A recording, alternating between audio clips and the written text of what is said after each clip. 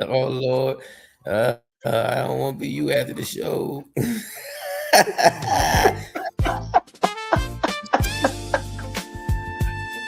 Oh man. Once again, There we go. When the sun goes down and the city lights glow, Yeah. there's only one place that you need to go for the truth, for the heart, for the community. Turn it up loud, it's the place to be. Late night talk with Reverend Larry. Insight, inspiration, and the word on the street. Late night talk where the soul and the wisdom meet. 9 p.m. tonight. The mic is live. Late night talk with Reverend Larry.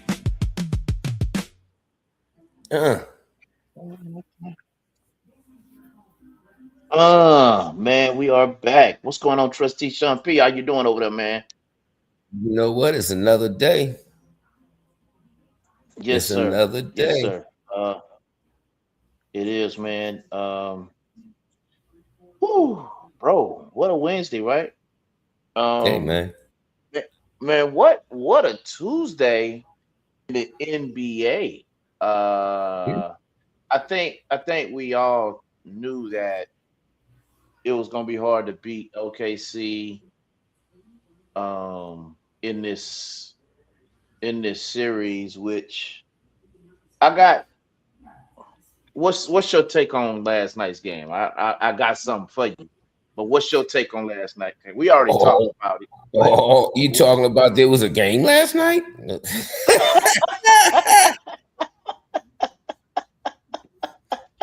What? oh man, What we yeah, talking about? Which one is we talking? Huh? Well, the Thunders flipped the series. We can say that a little something. Something that was a game. Uh, uh, I mm, mean, mm, mm. I've heard some stuff, man. I'm hearing and okay, reading. well, no, you can't. Okay, so you talking about what I'm talking about? Man, The flopping. we talking about OKC Thunder. We talking about flopping. That's kind Yeah, of what I wanted to get yeah. into a little bit. Like it's getting a little bit egregious, and a lot Mm, of people are upset. But man, look, before we go there, because we got an NBA segment, we do have that. Anthony Edwards came back up. His story comes back up with the child support with baby moms, and for those on the story, Anthony Edwards was rewarded to pay his baby moms, I want to say $4,000 a month. So what Ant did, he went on and paid her a whole 18 year in advance. It's like a million two, million three, or something like that. And she's almost out of money, mm, and she wants more. Um, mm. yeah. So should the courts reward her with more money, considering Anthony Edwards is a multimillionaire, or should she deal with the consequences that's been dealt to her? Which I mean, a million two, a million three ain't bad consequences. Mm-mm. Um, so what's your take on that, bro? We've been talking about child support all week, about this cap thing, and we were just talking about regular civilians. Now we're Mhm. talking about superstar athletes. Should there still be a cap, Chumpy? Of course. However, I'm gonna tell you this right now. He should have never. What he should have done is put that 18 million in an escrow account that pays her, and he keeps the interest. Now, mind you, she don't get the interest. That pays her monthly accordingly. That's what I would have done, because giving her that full 18 million, you know what that's considered? No, no, no, no, no, no, no, no, no, no, no, I no, mean, that no. 18 years. I'm sorry, that 18 years. No, no, he just gave her a million two for the whole entire, basically lump sum all of the payments in one payment and paid her Exactly. 1.2 million. And she's Exactly. saying My that's not a, and that she's that saying that's that's not enough. okay. Here's the deal with that. This is what I'm getting at. I would have put that money in an escrow account and paid it out monthly. Because what happens now, as far as the court is concerned, and I'm gonna tell you this is something that I'm firsthand. That's considered a gift. Well, I don't. Well, here's the thing: the court has honored the $1.2 million payment because it came after the judgment was, I want to say 4,000 a month. So he Uh-huh. didn't start paying until after Uh-huh. the court, you know, laid down what's owed, right? So no, Exactly. it's not going Exactly. to be a gift. Oh It's a no. lump sum. It is a She's lump sum saying, payment. And I'm gonna tell you what's yeah, gonna happen, brother. He's gonna have to, I'm sure he's got the best lawyers. With his money, he's got the best lawyers. But at the end of the day, paying a lump sum payment, anything over what was asked for, and that includes the arrearages, is considered oh a yes, it is. But it's considered a gift. I think he gave right on the dot what he was supposed to pay out in 18 years. And Yeah, so, and the reason I why mean, it's going to be considered a gift is because guess what? Is if he gets a better contract, which means his earning potential has they increased. already they already shut that down, brother. That's why they Okay, said the most she's gonna get is $4,000 a month. got you. Okay, They've already well, they already been there and done that. Remember we talked about how when we were asking Google, we were talking about how they kept capping it at right at 11%, regardless of how mhm, much you made. right. And I think that's what they've done in this case. And I think that's what the courts have caught up with. You can't use these kids as a bag because that's basically what she's doing. She's Oh, she saying did it's it. not enough money. It's not enough money. And I'm saying it is enough money because what they're saying is he's to pay 4,000 and you're to pay 4,000. But the problem is she doesn't have a Absolutely. job and she want to use the It kid ain't gonna for a get one bag. as long as she. And How and yeah, how and long now has it been since he's paid this 1.2? I want to say about 2 years. I want to say a year or And you're two. broke, and you And she's didn't broke find already. any financial advisor to help you Yeah. manage your money so that I mean, you know, Yeah. come on, women, Yeah. you can only bank on the man for so long, man. It's just that Yeah. simple. You and Yeah. dudes, you if you are receiving, you can only bank on that woman, but for so long, anything can happen at any given time, man. That can take away their potential to earn. Yeah. Yeah. Anything can happen at any given time that can put you in a position of jeopardy. Anything can happen at any given time to any one of us, man, in any situation. You have to be, you have to have some fiduciary discipline.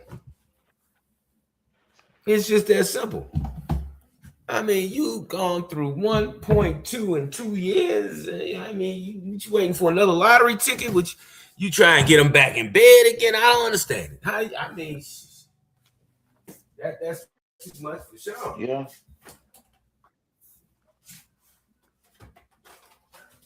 I don't know. I don't know, brother Larry. I mean, I can only talk about what I know from my experience. I ain't never had no 1.2 Oh, million child. nah, man. I haven't either, bro. I Yeah. mean, um, yeah, I don't know, man. Are they worth it? It Yeah. Yeah, my children are it, worth it it. And so, but monetarily, I ain't in child support. Had a child that I was going to be responsible for 1.2 million over an 18 period. Now, all four of them together, it got close. It still ain't there, but you don't right. lie.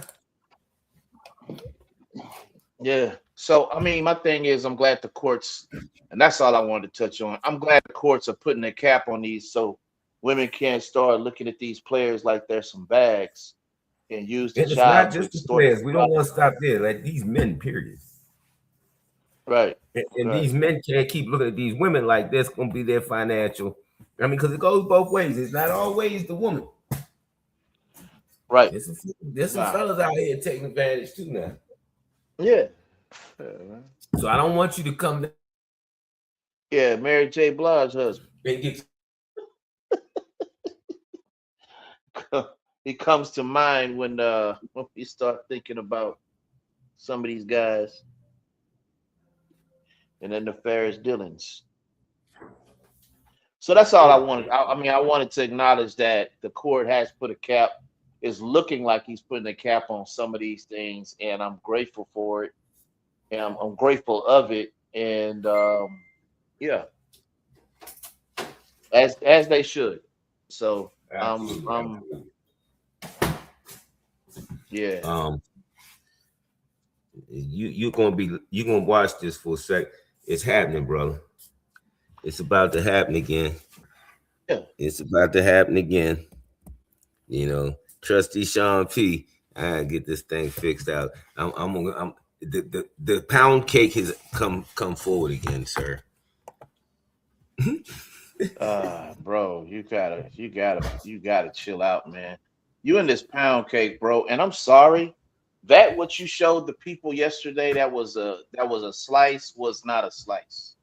I'm sorry, but that was a slice of cake, man. I don't know Bro, what you that guys was not a bro, that was not a slice yesterday, bro. eat. It was I not. don't care what you look, I was eating for two. you showed the people, bro. So but that wasn't a slice. Okay. It's a pound cake. I don't understand how it could have been any smaller and been fulfilling. I'm going to take a smaller slice this time. I'm going to take maybe half of what I took the last time. Is that still too much?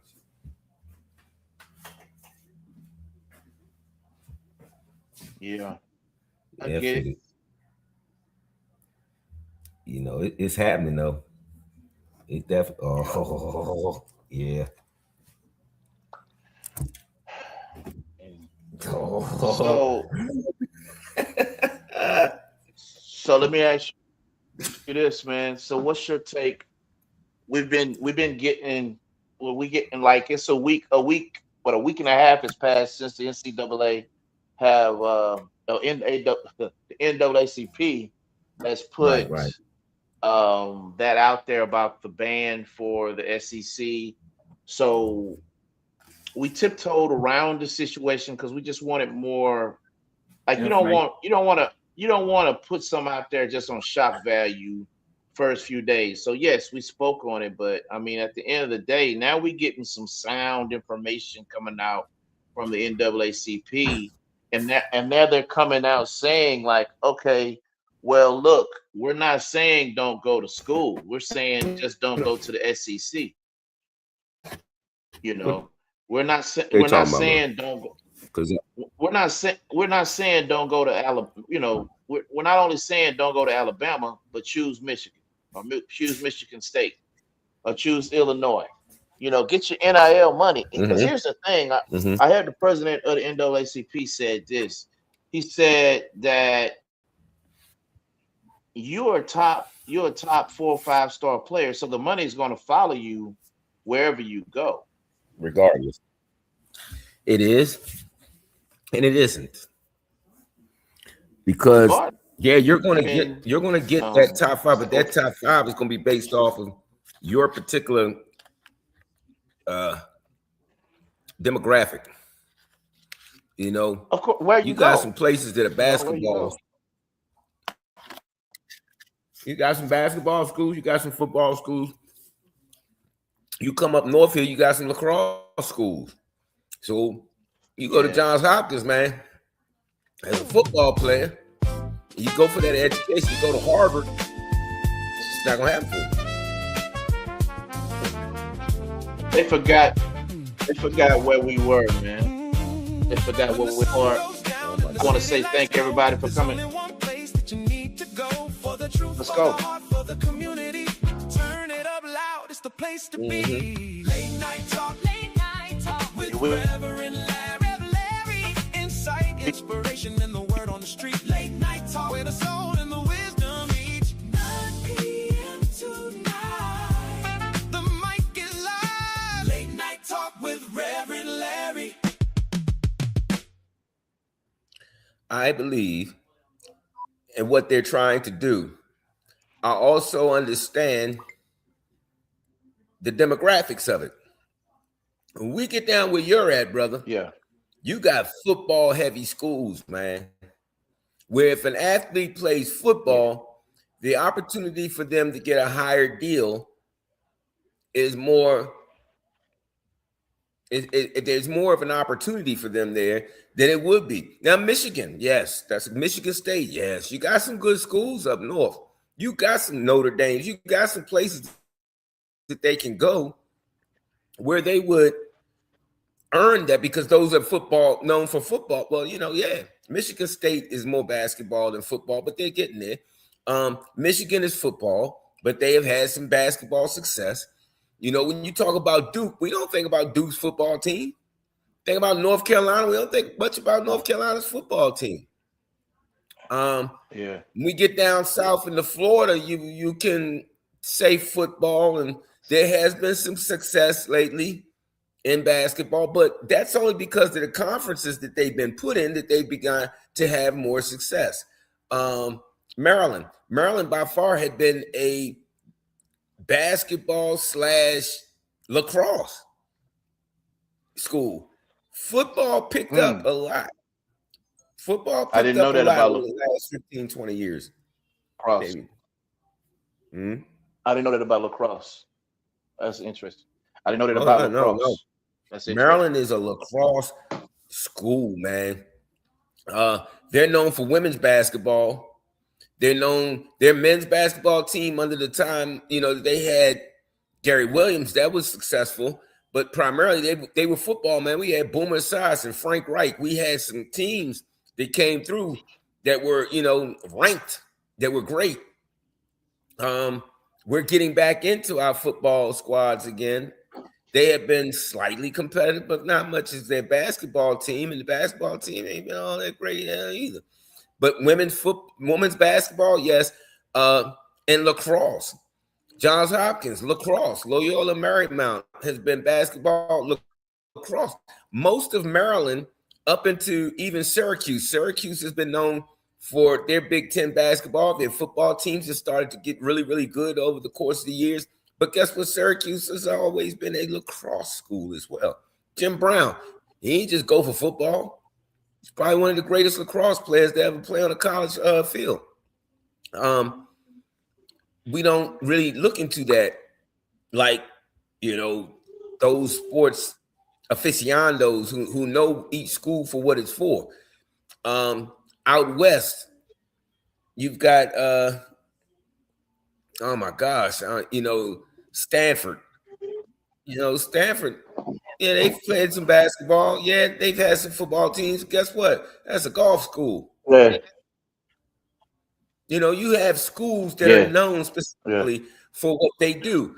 If I go to even Towson and some of the other different places that they have here in Maryland, they got basketball and football teams, but they're track teams, man. That's where, even in Rutgers, man, their track squad. That's what my grandfather came to America for from Jamaica, and ended up being the first Jamaican athlete to run for the 100 and 200 meters in the 48 Olympics. There are a lot of schools now. Like I said, when you start talking about taking your athletes away from these particular spots and saying that they're going to earn the same amount based on their name, no, they're not. No, they're not. I think they will. More than the average athlete at that school, but they and we're talking about. Well, we're talking about the boycott. If you're a 4 and 5, we're talking about if you're a 4 and 5 star player, man, they're gonna definitely have places to go. Like for instance, like there's one gentleman who has 6 to 7 offers. Three of those 7 offers are from SEC schools, but those other 4 offers are from other schools, and they're the Big 5. They're in the Big 5. Okay. So I mean, I think if you go to HBCU, you'll suffer a little. You will. Maybe suffer a lot. You'll get some, but you definitely won't get as much. That's my point. If they're trying to match what they can get, they're going to go to schools where they can.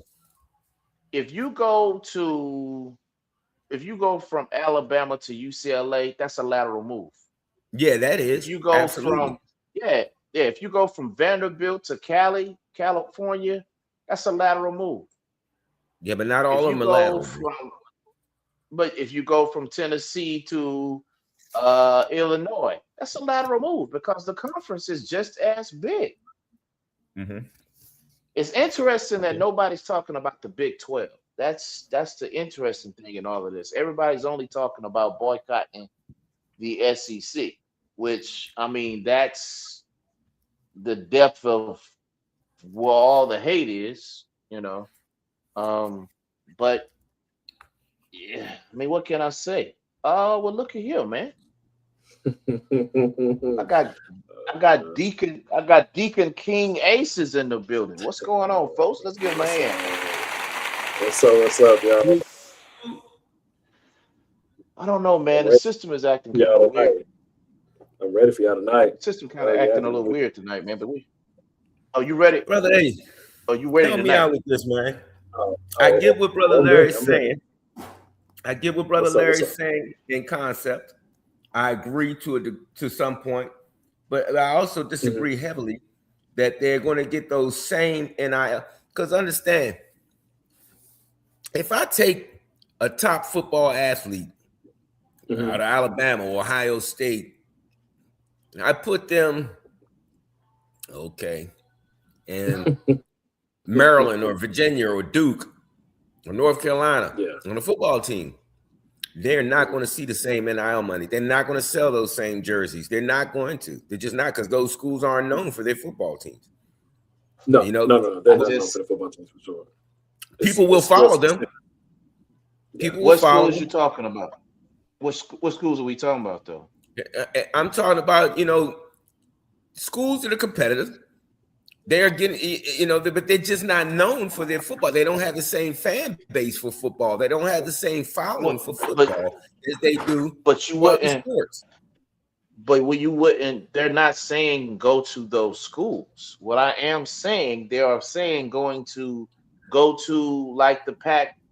I don't even know what the Pac is this year. Is it? I know it was like the Pac 3 at one time. They got decimated. So much has happened. So much has happened to try to make football and all sports more competitive. They've tried to even it out. Okay, you've got Maryland, who has been an ACC school for years. They're what now, the Big Ten? The reason being is they tried to upgrade their football program. They are Big Ten now. Yeah, wow. I didn't know. Yeah, that's what I'm trying to tell you. There's been so much conference shuffling. Now that you've got this playoff system, it's even worse. You got a lot of conference shuffling between these schools. Yeah. That's what I said. Big 12 has eaten up a lot. The Big 12 has eaten up a lot of Pac-12. Arizona State, they're all over there. Like, I think the NCAA told Pac, whoever they are, because they're not the Pac-12 anymore. Whatever the Pac was or is, I think they have 2 years to build that conference up, or they're gonna have to start talking about merging with somebody. So right, and that's been an issue. Here's the deal. For the last 13 years now, for about the last 13 years, Maryland has been a part of the Big Ten Conference. And the purpose for that was because, now mind you, Maryland was a founding member of the ACC. And when it came to ACC, what do we think about? Basketball. We don't think football and ACC. We think basketball. We think of SEC, we think of football. We don't think basketball. But how do we make all sports have the same amount of media? You want that conglomerate. You want to get that. You want everything seen. So now they're switching up conferences. Why? They go to the Big Ten because why? The Big Ten had a better football conference than the ACC did.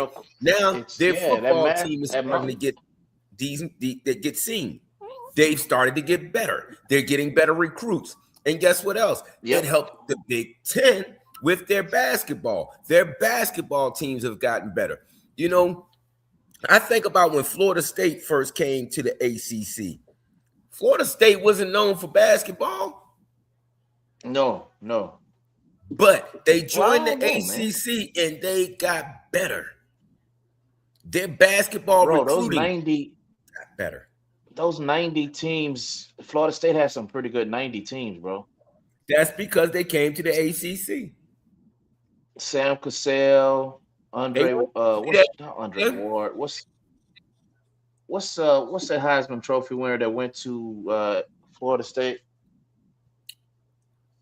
Yeah, we know Ward. Charlie Ward, yeah. Charlie Ward. Mm-hmm.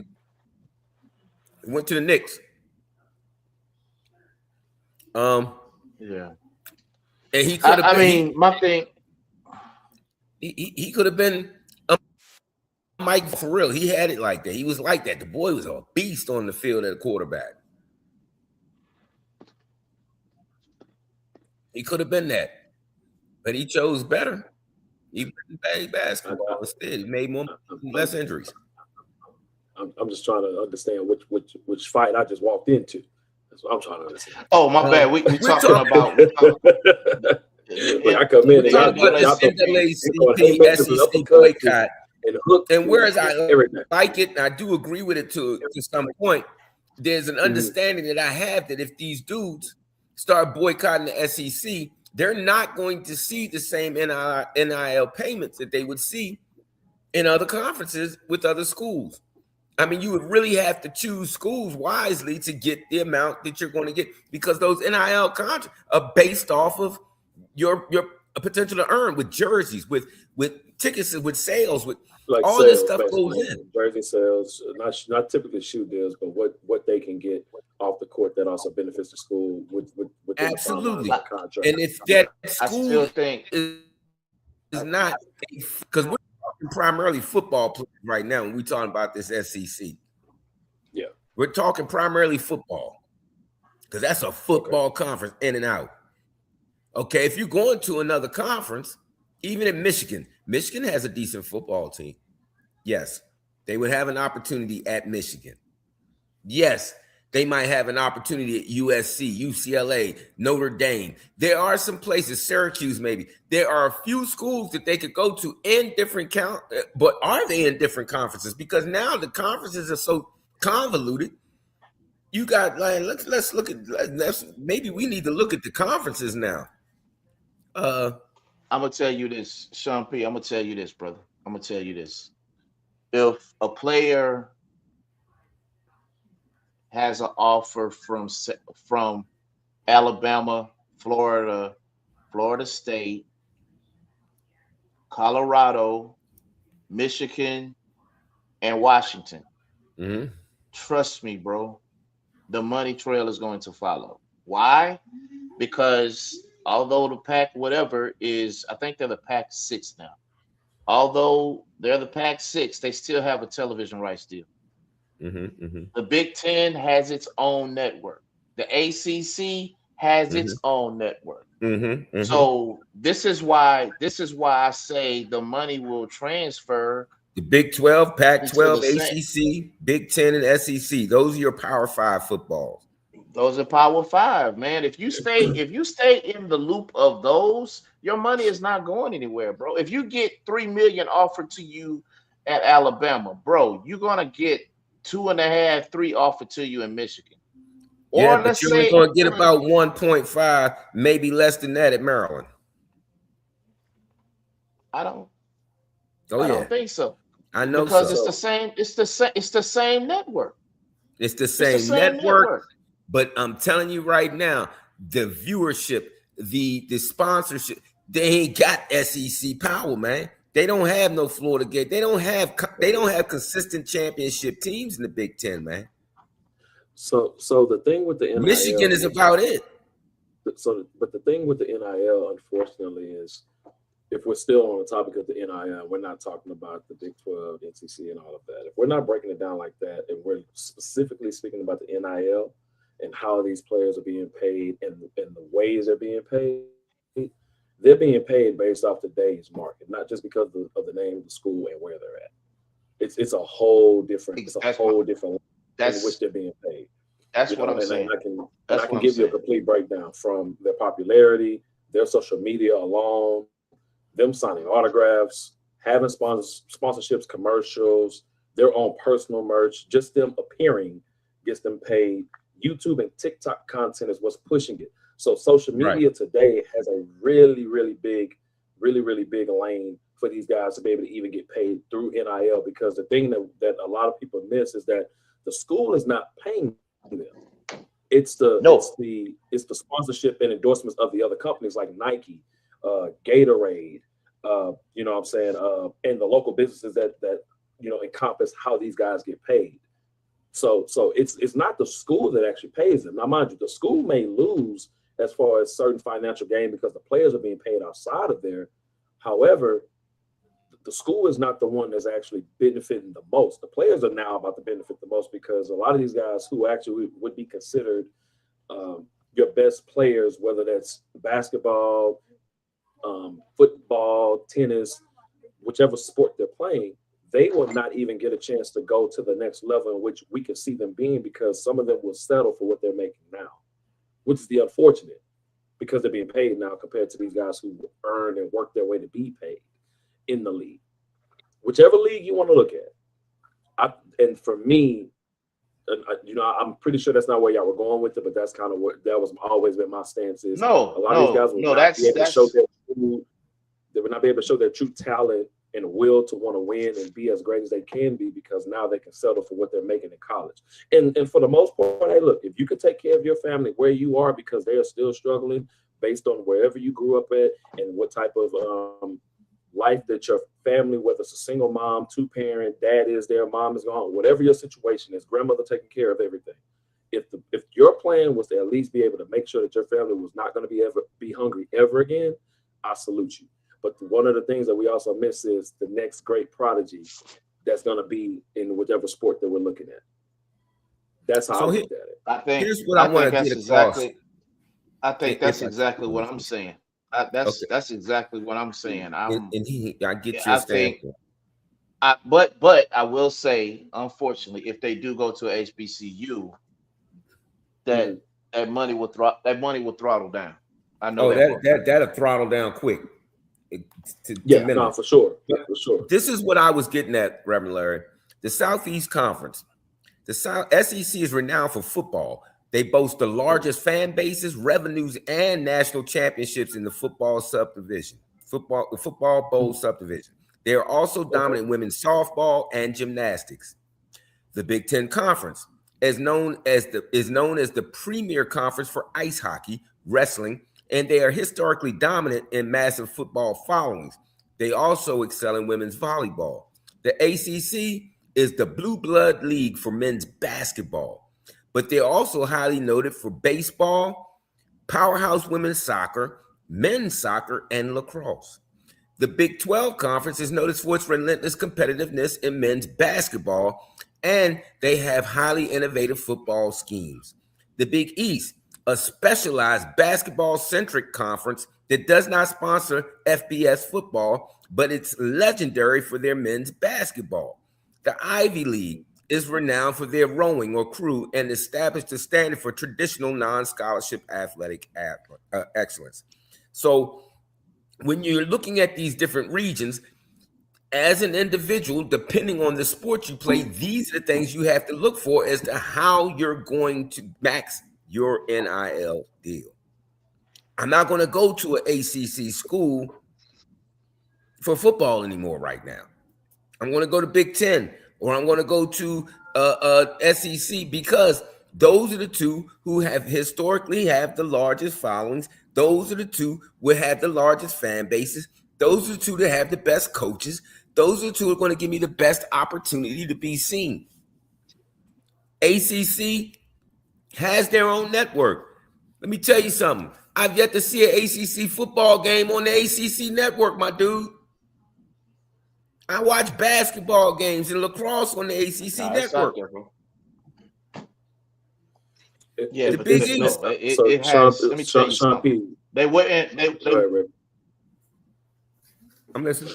They wouldn't be the power. They wouldn't be in the. They wouldn't be in the Power Five if they hadn't, bro. No, it's not that they the don't Power have the Five. teams. They have the teams. They don't have the same following. They don't get the same revenue. Look. Okay. So Sean P, what I would ask, are you aligned based on the school itself, or are you talking about the players? Because NIL is based on the players themselves now. Yes, it's not it even is based on about the school the players anymore. itself. It's But based how on do the players themselves, get that NIL money? Because of their own notoriety. That's why I mentioned earlier is that, and I don't agree with it, but that's just what it is. We live in a social media centric You're era, 100%. and that's where a lot of the traction and the gravity for how these guys are being paid, guys and women, because there are women also benefiting off of it too. It's being based off the player themselves or the person themselves. That's why I brought up the social media aspect, because that's the biggest part of it. That's the biggest part. It's not even based on that's not even based on the school anymore. And so what we're going to start slowly seeing.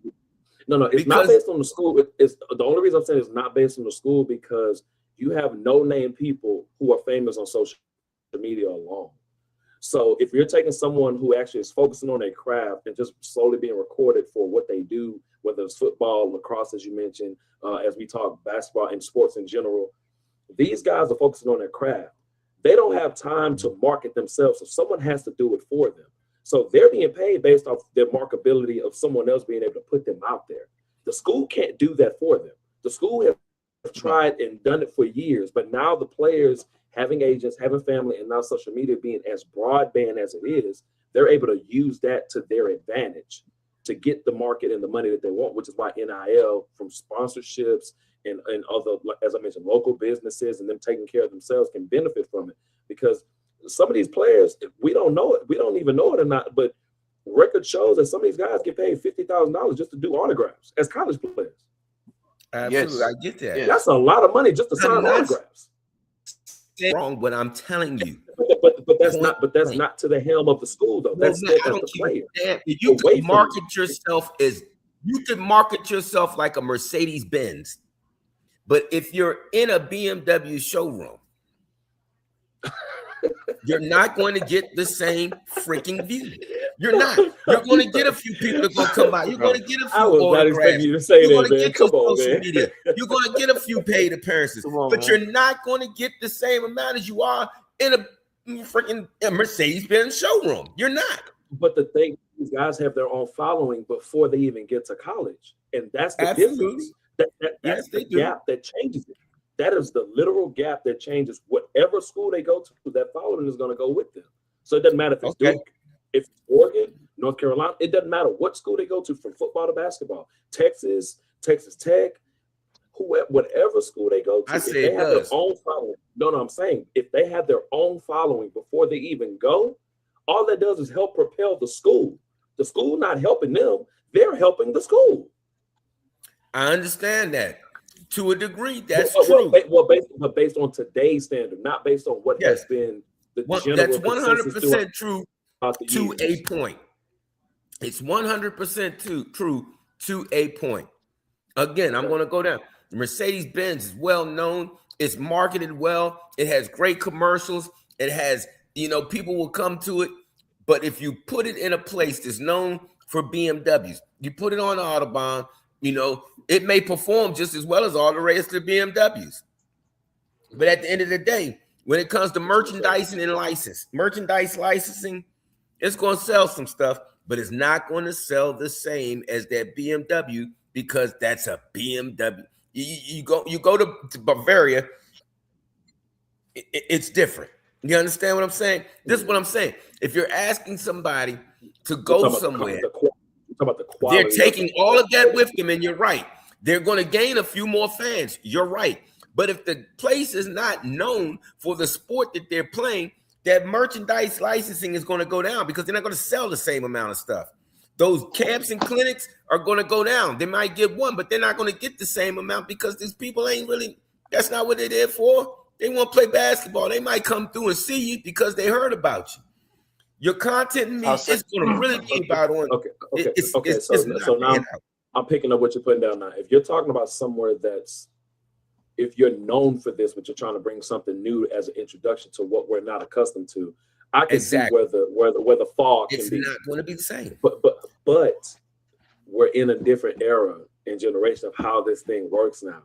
As I said earlier, I don't fully agree with some of the things and aspects of it, but it's working for these guys as it has been. It just is.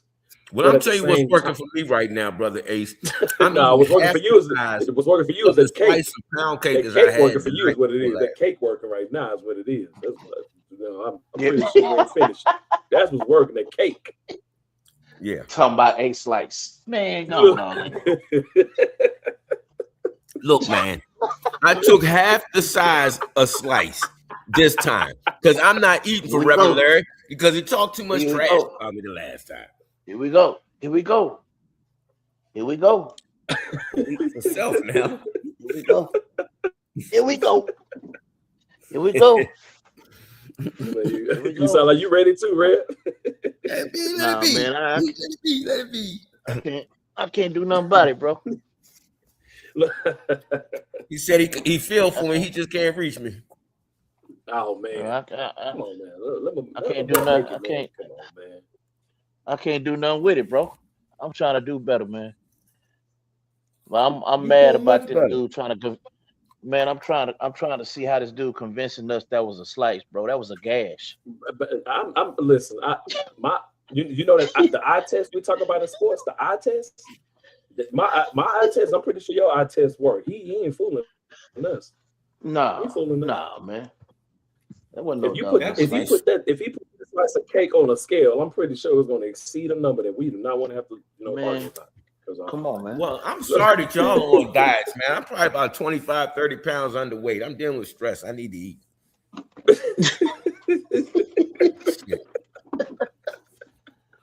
In the last 2 weeks, I don't know more money than most people make in a year, man. Get out of here.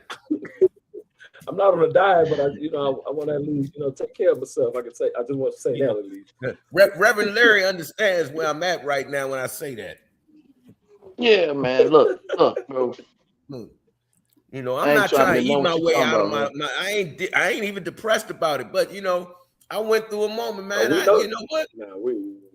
We know you're not depressed with that slice of cake we saw. We saw that slice of cake. You ain't depressed about that. Didn't see it. Rubbed it in his face. You saw what happened. You rubbed it in his face. Man, did I? That wasn't a slice, bro. You're still telling me that is my slice. If it's your hunk, that's on you. It was a slice to me. I didn't say no. I didn't say no hunk. I said a gash. Is what I said. Well, I said a brick. Okay, brick, gash, hunk, chunk. That's the same brick that Craig hit Debo with in Friday. That's what that was. I guarantee it wasn't because I couldn't eat that when I'm eating this thing. Yeah, and it's drizzled with pineapple. See, he's just throwing everything out there. He's just making sure we know how salivated it is. Yeah, if I didn't, I'd be wrong. Check this out, fellas. So did y'all go over the homework we had over Monday? I told you, man, I ain't do homework in high school. I get look. I gave y'all some. You one bad man. You ain't do the homework in high school, but you one bad man. Let me tell you that. And was who 2 years straight. I gave y'all some good anecdotes yesterday and this morning. Okay. But I'm about to get y'all some out the park numbers too though. I can be like, nah, but it makes sense. Hey, if you pulled out the calculator, look. One thing about algebra exam at a HBCU is they don't want just the answer. How did you get there? You understand what I'm talking about? So look, I'm with you on if you pulled out the calculator, and made it work, just show me how you got there. That's all I asked for. Because it's a tall task. Yes, sir. And you heard what LeBron said, y'all. He's not taking a cut. Oh, I ain't heard nothing. Yeah. Well, he gonna be retiring. That's on him, man. He said he's not taking a pay cut. He gonna take something. He said he's not taking a pay cut, bro. But Wherever he goes next. But Rev, based on the names I'm gonna be saying tonight, you might need to pull up them numbers just to be accurate with what I'm gonna say though. Okay. Hey, I'm here. I'm here for you, man. What we got? Yeah, Yeah, I'm gonna let Deacon King Ace. I'm gonna let you lay the floor, man. Go ahead. I'm gonna let you lay the floor. Okay. All right. What you got?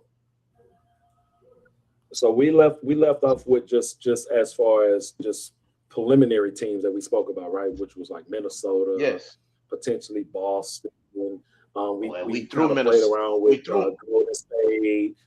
We threw some of them guys out there, teams, right? We threw Minnesota in that last minute because they got some massive contracts that we didn't know they had. Okay. So Golden State was a preliminary team, but Jimmy Butler, Kristaps Porzingis, Moses Moody, and Brandon Pajinski would have been in that potential trade for the money to match. Question. Real quick.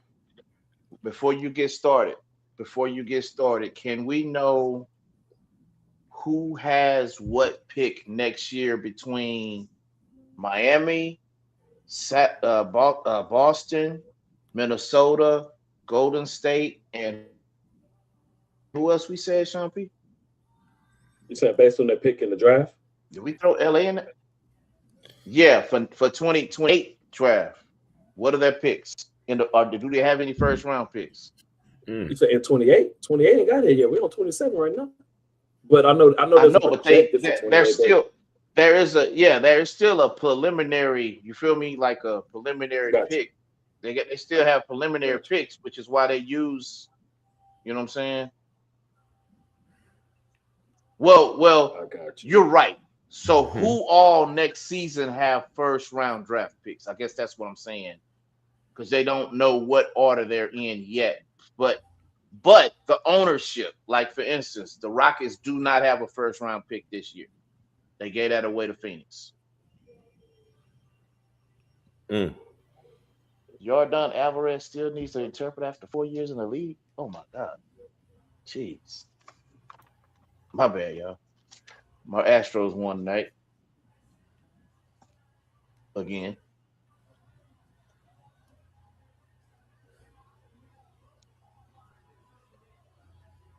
That's all I want to know. Who owns a number out of the 5 teams we have going on? Who owns a number one? Well, I mean, not the number one pick, but who owns a first round draft pick? Let's see. I'm trying to find a team. Because I'm gonna tell you who else gonna be busy this off season. Minnesota. Oh yes. So it showed. So what I've discovered in this short time, it only shows that the Brooklyn Nets have an option to swap the 2028 first round pick with the Phoenix Suns and Utah Jazz, and they could also swap picks with the Cleveland Cavaliers. San Antonio Spurs also have a swap option with the Boston Celtics for the first round. Then it says traded first rounders, meaning the Portland Trail Blazers will receive the Orlando Magic's 2028 first round pick, and the Atlanta Hawks hold the rights to the conditional 2028 first round pick from the Cleveland Cavaliers.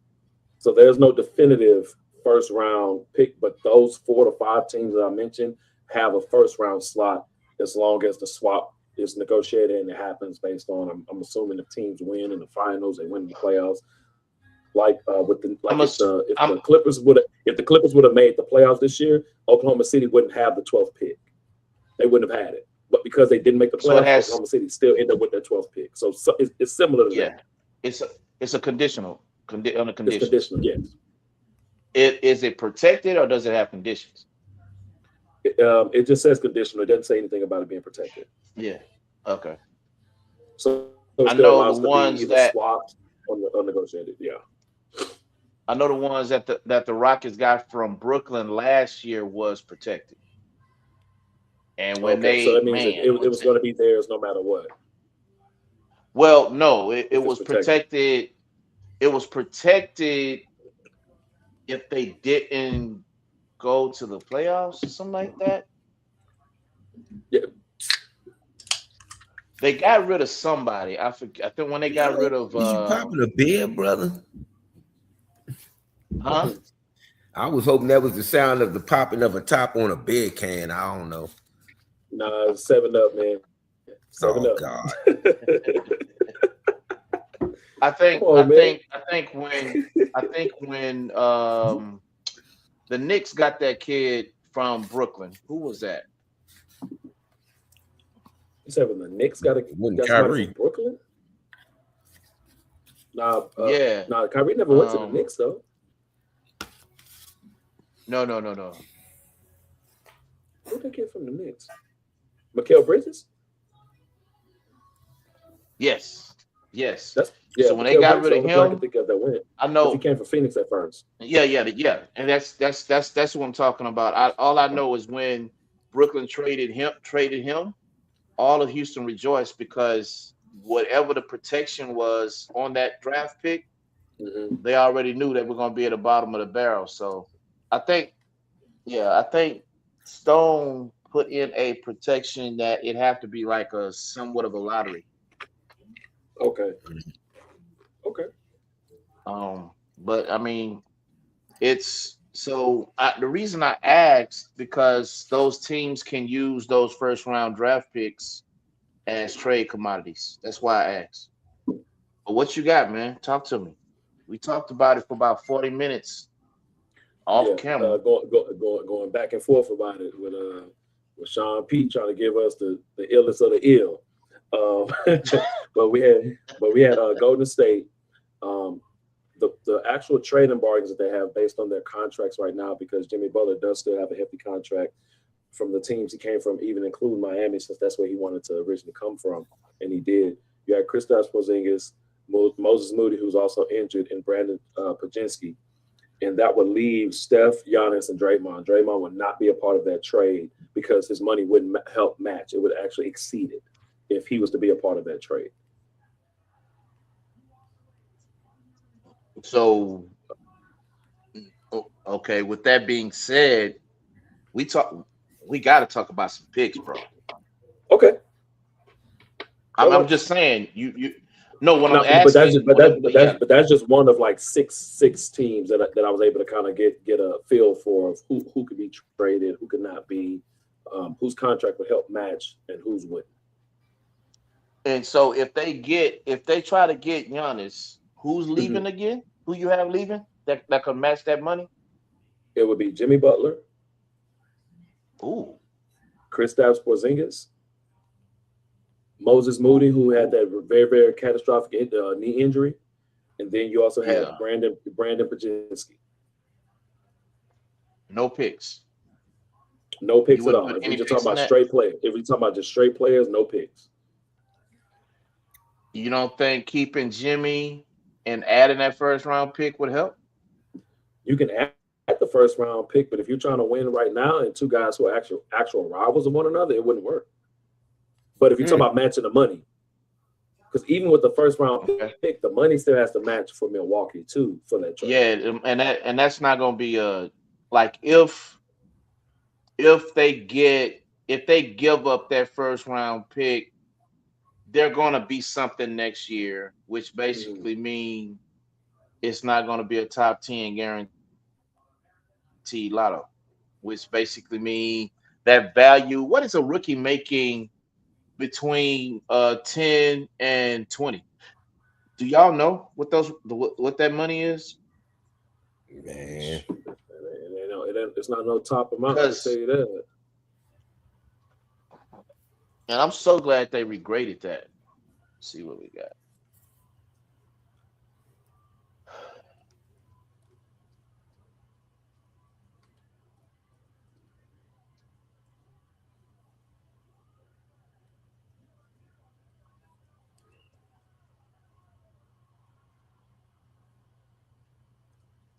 $3 to $6 million. Yeah, that's not. Yeah, that ain't no money. That's a normal rookie deal these days. Yeah, that ain't no money. That's what NBA players. That's what some veterans was making as actual players on the team. 3 to 5 per season. Yeah, over the standard 4-year rookie contract. with the final 2 years being team options. Yeah, I'm so glad they regraded that because they were paying guys. Jason Kidd had a stupid contract when he came in. Jeez, That's it was like ridiculous, 22 man. million. Yeah, that CBA killed. I think that 99 CBA killed that. I want to say it. Yeah, when they had that lockout. Yeah, they had to. I think they killed it. They regraded that and killed because Jason Kidd's contract was stupid coming from Cal, man. Yeah, well, yeah. Oh yeah. I agree that was off the chain, but yeah, that was crazy, bro. That's the only contract I really can remember. And he came out in 95, I think. But I think that lockout in 99, I think one of the reasons why it went so long because they was trying to find a way to kill those rookie contracts from being so high. Mm-hmm. I think that was in the CBA. And now it's just the lay of the land. okay. So with that being said, if Golden State does attach a rookie contract, they will still have to include Jimmy Butler's contract because that's not going to be any money. Because it wouldn't be enough to match unless they would have to throw in there like Santos, Gary Payton, you know, so like they would have to throw the Milton. One of those guys would end up having to be thrown in there to help match it too with that first round pick. If Jimmy stayed. But if they get Giannis, you don't see Jimmy staying. No. He makes way too much. He makes way too much. But Golden State had the money to pay him because of what he's done throughout the playoffs. He's shown promise. He hadn't been injury prone, but as he's gotten older, it shows something different. So now they could potentially want to go in another direction if they're realizing that. But if he's willing to stay and they're willing to pay him, then bringing Giannis, it wouldn't make any sense, honestly. You see Chris Paul only stayed for a couple months, and he was already gone next year. Just as a similar, Did he stay there something, full someone season? else. I don't even think he was there a full season. No. The last few years, he bounced from the Spurs, from OKC to the Spurs, Golden State, back to the Clippers, and then he was at the league. So I don't believe he even played full season. How far down the line are we right now? What pick are we on? I'm kind of lost in all this. Well, so no. What we're doing? Yeah, go ahead. Yeah, we're not on any. My bad. Go ahead. You just talking? Are we just talking NBA free agency now? Yeah. Well, remember, we was talking about the teams that had the potential from free agency to land Giannis Antetokounmpo, and if they were to land him, which players and or the money that could match would be able to be traded for him to go to that franchise, and if that franchise would even be a viable franchise for him to join. For who now? Giannis Antetokounmpo, Greek Freak from Milwaukee. That's what we talked about. I gave y'all mine on that. Oh man, we all had similar teams though. We all had similar teams. Yeah, y'all ain't like my take. Y'all still don't think that the Wizards gonna come for it. I'm trying to tell you, they gonna come. Man, bro, they can come. I ain't said they was gonna do it. I'm telling you, they gonna come for it though. They coming. I don't know that they gonna have the necessary chips in place. You saw what I've sent you today, right? You didn't send me anything today, Reverend Larry. Man, I did. You sent it to your wife, and you thought it was me because my name sounds similar. No, you put. Oh my goodness! you put the surprise emoji on there. I know we're not talking about LeBron.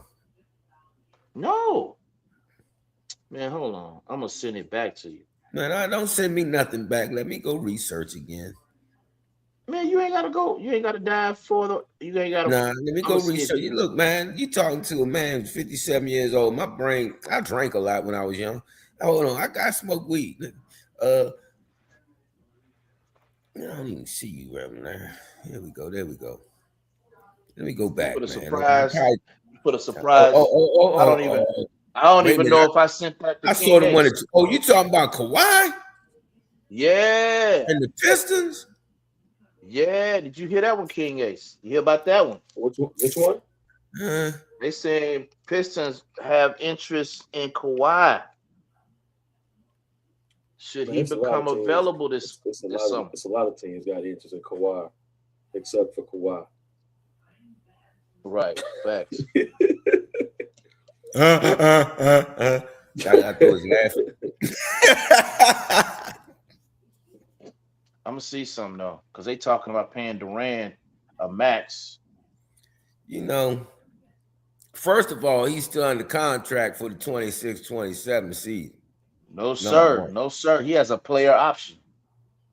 He has a player option at the That's end of it. the season. Eh.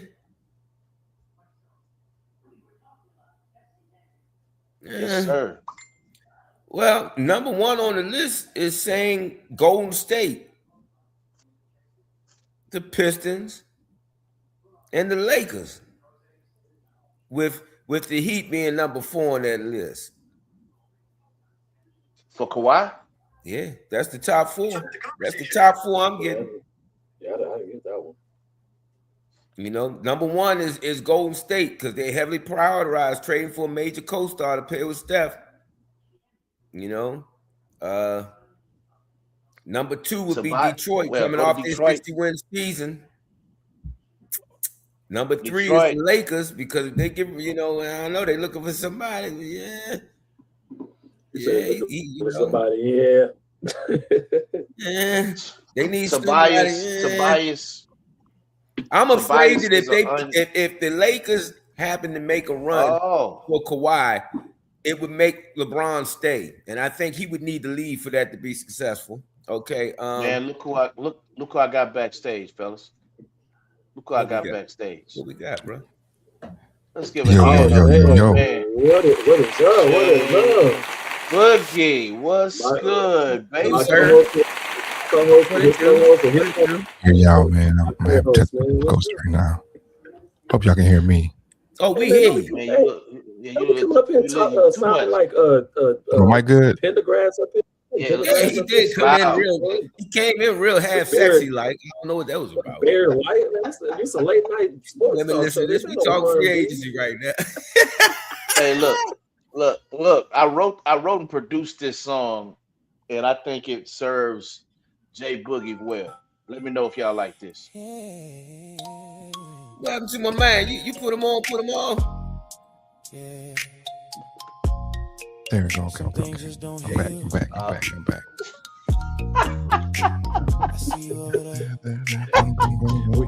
We have the one, the only. I can't hear you. Am I muted?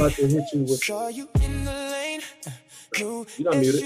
We can hear you. We can hear you. Was smiling at him, laughing at a joke while I'm over here. Heart about to broke. I see the car seats in the back of the ride. Knowing that's the lounge area, huh? Should have been my. Lord of mercy. Hey, that's. Hey, look. That's y'all need to go to radiosoul17.com. We got the Quiet Storm going on right now. That's called Love Hurts, man. Some little stuff I produce, man. You feel me? It's just a little something out there, man. When you with your significant other, you know what I'm saying? Y'all head on over to the Quiet Storm, Radio Soul 17, man. I want to throw that on since Barry White came on with us. You know what I'm saying? Yeah, he did come in. Yeah. What's going on, James Boogie? What's going on with you, man? Oh, we can't hear you. Now you're muted. I think you muted yourself. You muted yourself. You muted yourself. Technical difficulty. Like, I don't know what's happening. No, we could. Oh, you know what? My bad. You got your mic on mute, bro. You mute your mic. Unfortunately. There you go. Right there. We good now? There you go. Yeah, there you go. Can you hear us though? I had to go raw, man. My mic wouldn't try to go raw, man. You know, sometimes you just got to go raw, man. They say never go raw. No, you good. Yeah. Well, I mean, hey, look, that's your business. That's your business. But that's your business. That's your business. Teddy Grass and Barry White with the deep voice, man. Come on, man. Hey. I'm looking at your fingers, see that brand new rock. My heart starts spinning like the hands on the clock. I'm happy for you, yeah, that's what I say. But it's killing me to see you go the other way. Love. I was listening to some of the I caught some of the show, man, and I was hearing these trade scenarios, man. So, you know, I don't know. I just think some of these trade scenarios seem kind of outlandish, man. No. Look, we haven't we're just not even throwing got to the potatoes of them. We ain't got to the meat and potatoes of them. Okay. So check. Here's the play though. So we're not just throwing any players out there. Mm-hmm. That's what Sean P was doing that Monday night. He was talking about some outlandish live 97 picks.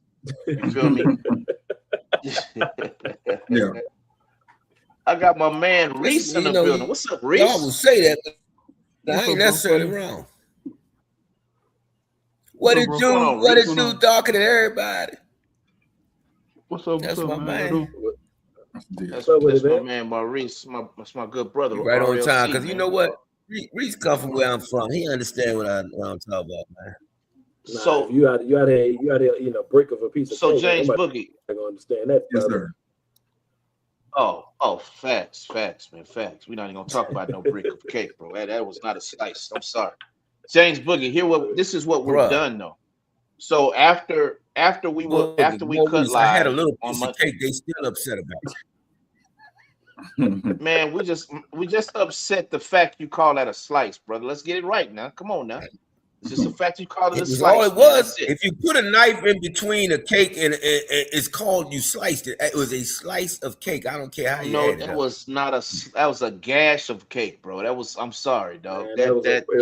I think that was the brick that Devo got hit by with Craig from Friday. I'm leaning towards brick myself. The book. Maurice, you know better than this. I don't weigh but 130 pounds soaking wet. I don't know how y'all figure I ate that much food. James Boogie, this is what we got. Yes, sir. Bro, I've been out with you. I know how you eat. They better because they on diets, man. Bro, I've been out with you. I know how you eat. Man. This is where we at. All right. This is where we at. Okay. We're not just putting any players in trades. We have to put the players in the trade for it to make sense financially. So what you probably heard King Ace put together, we were throwing names around based on salaries. Okay, case in point. Giannis' salary for next season is 58.46 million. Yeah. So you just can't. You feel me? You just can't. Hold on, man. Ooh. Okay. You just can't throw a player in there and hope it fit. The numbers have to make sense. So when we brought up Minnesota because we already know if you don't know basketball, if you know anything about basketball, you know Minnesota's going to be busy this offseason. Like, you know that. Right? There's a few teams you know is going to be real busy. I told Ace and Sean P, don't be surprised if Minnesota goes after Giannis. Why? Because you have Julius Randle making $33 million and you have Gobert making $36 million next year. So they're going to probably add Milwaukee.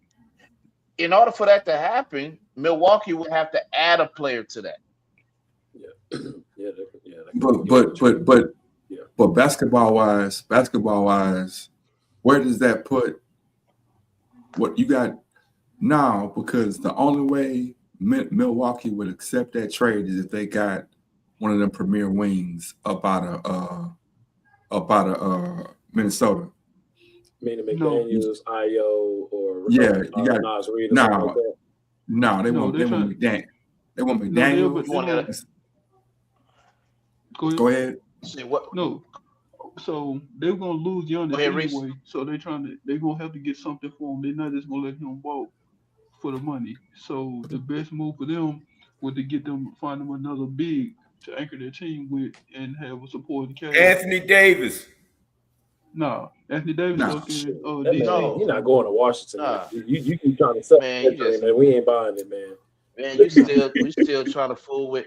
Ain't nobody messing with Washington right now, bro. Now, mind you, it's not saying that the numbers wouldn't work and that the team wouldn't be prosperous, but Washington is not a fan favorite nor superstar player destination. So with him having a no trade clause, he also has to agree to the trade. He controls everything. He has to also agree to the trade. I think he'll go to Washington. He'll go to Washington because, like, if you think about it, Washington has the pieces to like. Okay, two things. Watch this. Davis is going to do well in Washington. One, because of the weather. Because of the weather. That's what I'm saying. Because of the weather, right? The weather is gonna allow his body to heal a little bit quicker. If you notice in his career, he stayed hurt in New Orleans. He stayed hurt in these warm tropical weathers. When you're in that cold, your body reacts differently. He there's more of a chance that he'll be healthier in Washington, and he has a true point guard, and he has some young gunners around him who can take the pressure off of him. A true point guard in who? Trae Young. Oh, Trae Young. Hey, look. I'm not the biggest. I'm not the biggest Trae Young fan. But Trae Young is a 20 and 10 guy, meaning assists. He get guys the ball when he get guys the ball because if we're honestly being fair in Atlanta, he didn't play with any other All-Star, anyone else who actually had notoriety to themselves, who could be a name for themselves outside of nobody. The other destination I got for him might be the Knicks. But he had what's his name? Oh, no. Giannis? No. I mean, we talked about that. If the Knicks win this year, even if they don't win, I would even say even if they don't win, getting Giannis is going to still wipe out that team, and it'll gut their team, and then they'll go back from being a 10 to 12 deep roster back to like 7 to 8. Yeah, we agree with that. Successful as they have been. We're just talking about where he wants, where I think he would like to go. These are one of these. These are spots I think he would really like to go. No, but I don't see New York much. But I think DC would be a good spot for him. Nope. I don't see New York. I don't see New York making that phone call, bro. The only other three teams I got are the Heat, the Spurs, and the Hawks. Well, I have 4 other teams. And maybe Golden State. I would say those teams that sound good because again, Giannis don't want to play he don't want to play in a city that has a bunch of limelight. He's not the type of guy. He's the type of guy who's a workhorse. He's the kind of guy who puts his head in the ground. Remember how he got in the league. Remember they stashed him in Atlanta to begin with before he got to the league. He was in somebody's basement during the draft. So he's always been the type of player that just wanted to go on his own and win. But he's seen him teaming up with superstars is not the best thing happen. He didn't do well with Dame. He did his best when he had workhorses around him. So the Spurs is a good look. Golden State is a good look, and the Hawks are a good look because the Hawks have all them young guns. Nope. And those are the ones I see. I actually had the Hawks on my list, and the package that they would end up having to give is Jonathan Kuminga, Okongwu, CJ McCollum's expiring contract, and a few picks, maybe 2, to get Giannis. No. McCollum's contract is up now. But it's a part of the expiring portion if he was going to be being traded at that point in time. Like it's expiring, but it has expired. But he may pick up the option too if he gets re-signed. It would be a sign. Oh, so you telling me it's a player option? I thought he was a free agent. I thought he was I thought he was an unrestricted free agent. He going to Minnesota. He don't. I think he's going to Minnesota too. He don't like big market teams. Minnesota pick up his brother to appease him on a 2-way deal. Talking about Giannis? Yep. But his most realistic destination, even though we talked about Miami and Minnesota, him going there, his most realistic and Boog and I don't agree on a lot of stuff, but I'm gonna have to agree with him on this one. It may be the Spurs because when I went back after I went over my numbers and who would be beneficial in that trade, He's the not trade. going there because you got Wemby there. Like, But Wemby being and him as being the next Duncan and Admiral. Yeah, but they're not gonna play with the way Giannis play. No, but Wemby being there wouldn't stop Giannis from going, because if we're talking about the next great move in the league, that's something you don't anticipate, but they have the better odds to get him based on this. Absolutely. Devin Vassell's contract. Say it again. Ace, let me ask you this. Okay. In the vein of what you just said, kind of sort of in the vein what you just said. How did we say OKC was gonna beat the Spurs? What did they have to do? Do you know how many rebounds Wemby got last night? He only had 7?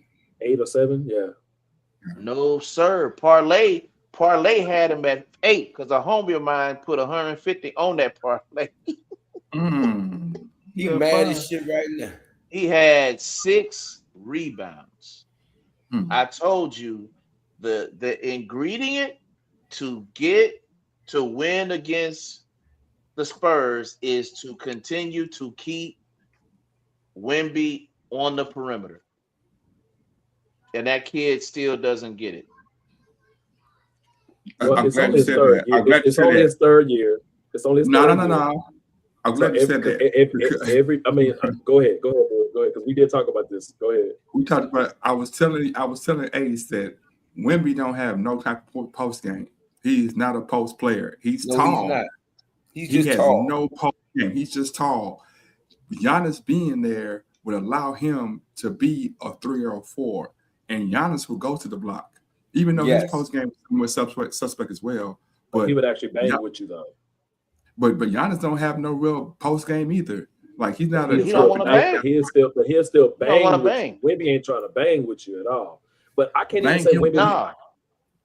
But I can't say Wemby's not trying to bang with you. He's still trying to learn what his game actually is. He's only in his third year as a big. You know the game is.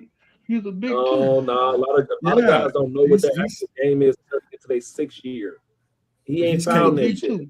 He thinks he's a 7'6" shooting guard still. He hasn't got 4 points yet. We can't do that because we have some guys whose game blossom very soon and then they end up going straight downhill shortly after. He's in his third year and then you said he's a big 2. He's in his third year. He's a big 2. I just think he's a 7'6" shooting guard in his mind, man. Mm-hmm. That's exactly what he is.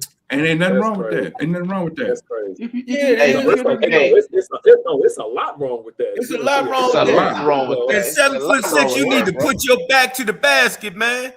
Well, we can't expect a player who's never actually put his back to the basket against stronger guys. We can't say they're bigger because they're not actually taller. Him and Anthony Davis ain't never some big guards. They grew up playing 1 and 2. And they had a growth spurt, and they got forced to the 5. But they don't have no 5 movement. They don't have no desire to play the 5.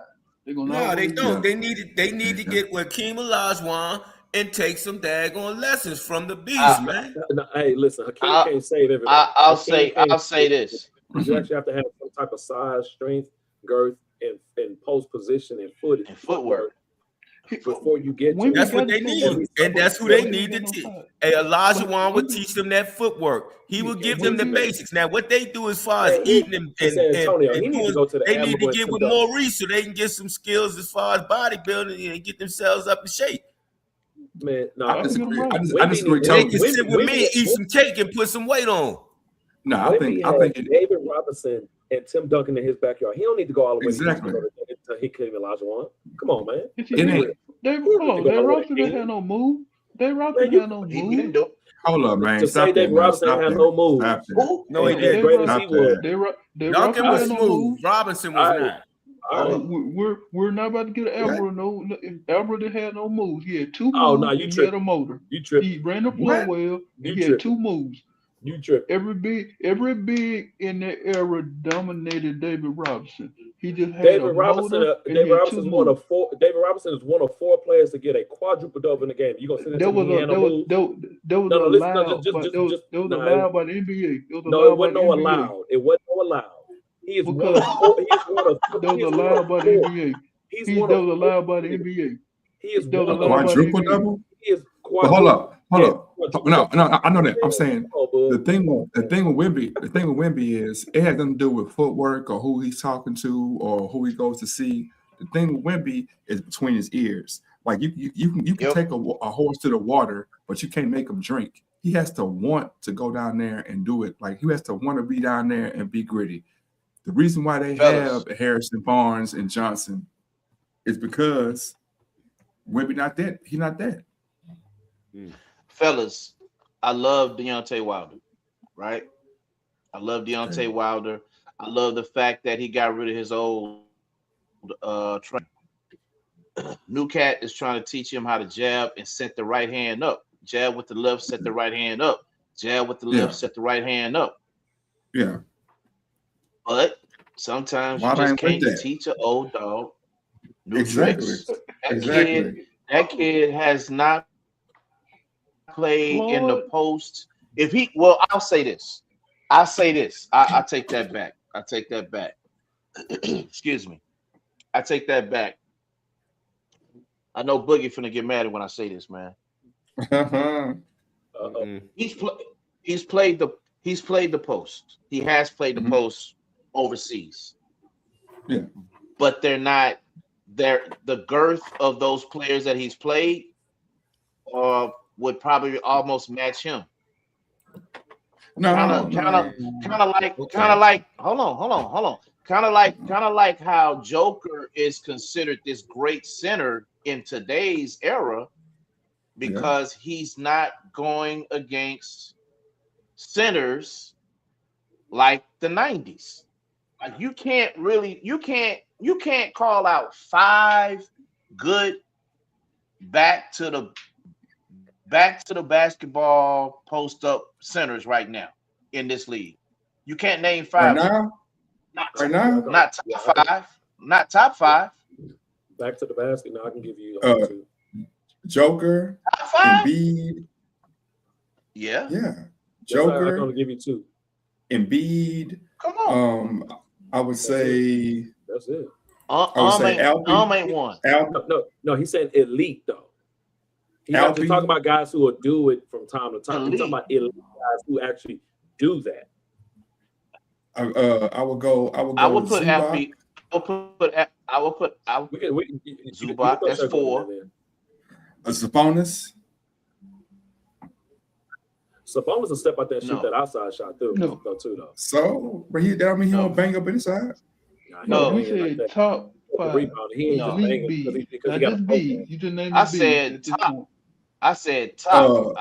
Anthony 5. Anthony Davis. Anthony Davis is a big 2. He's not a 5. He's a 2. Man, he don't even want to play. He don't even want to play. I'm gonna tell you.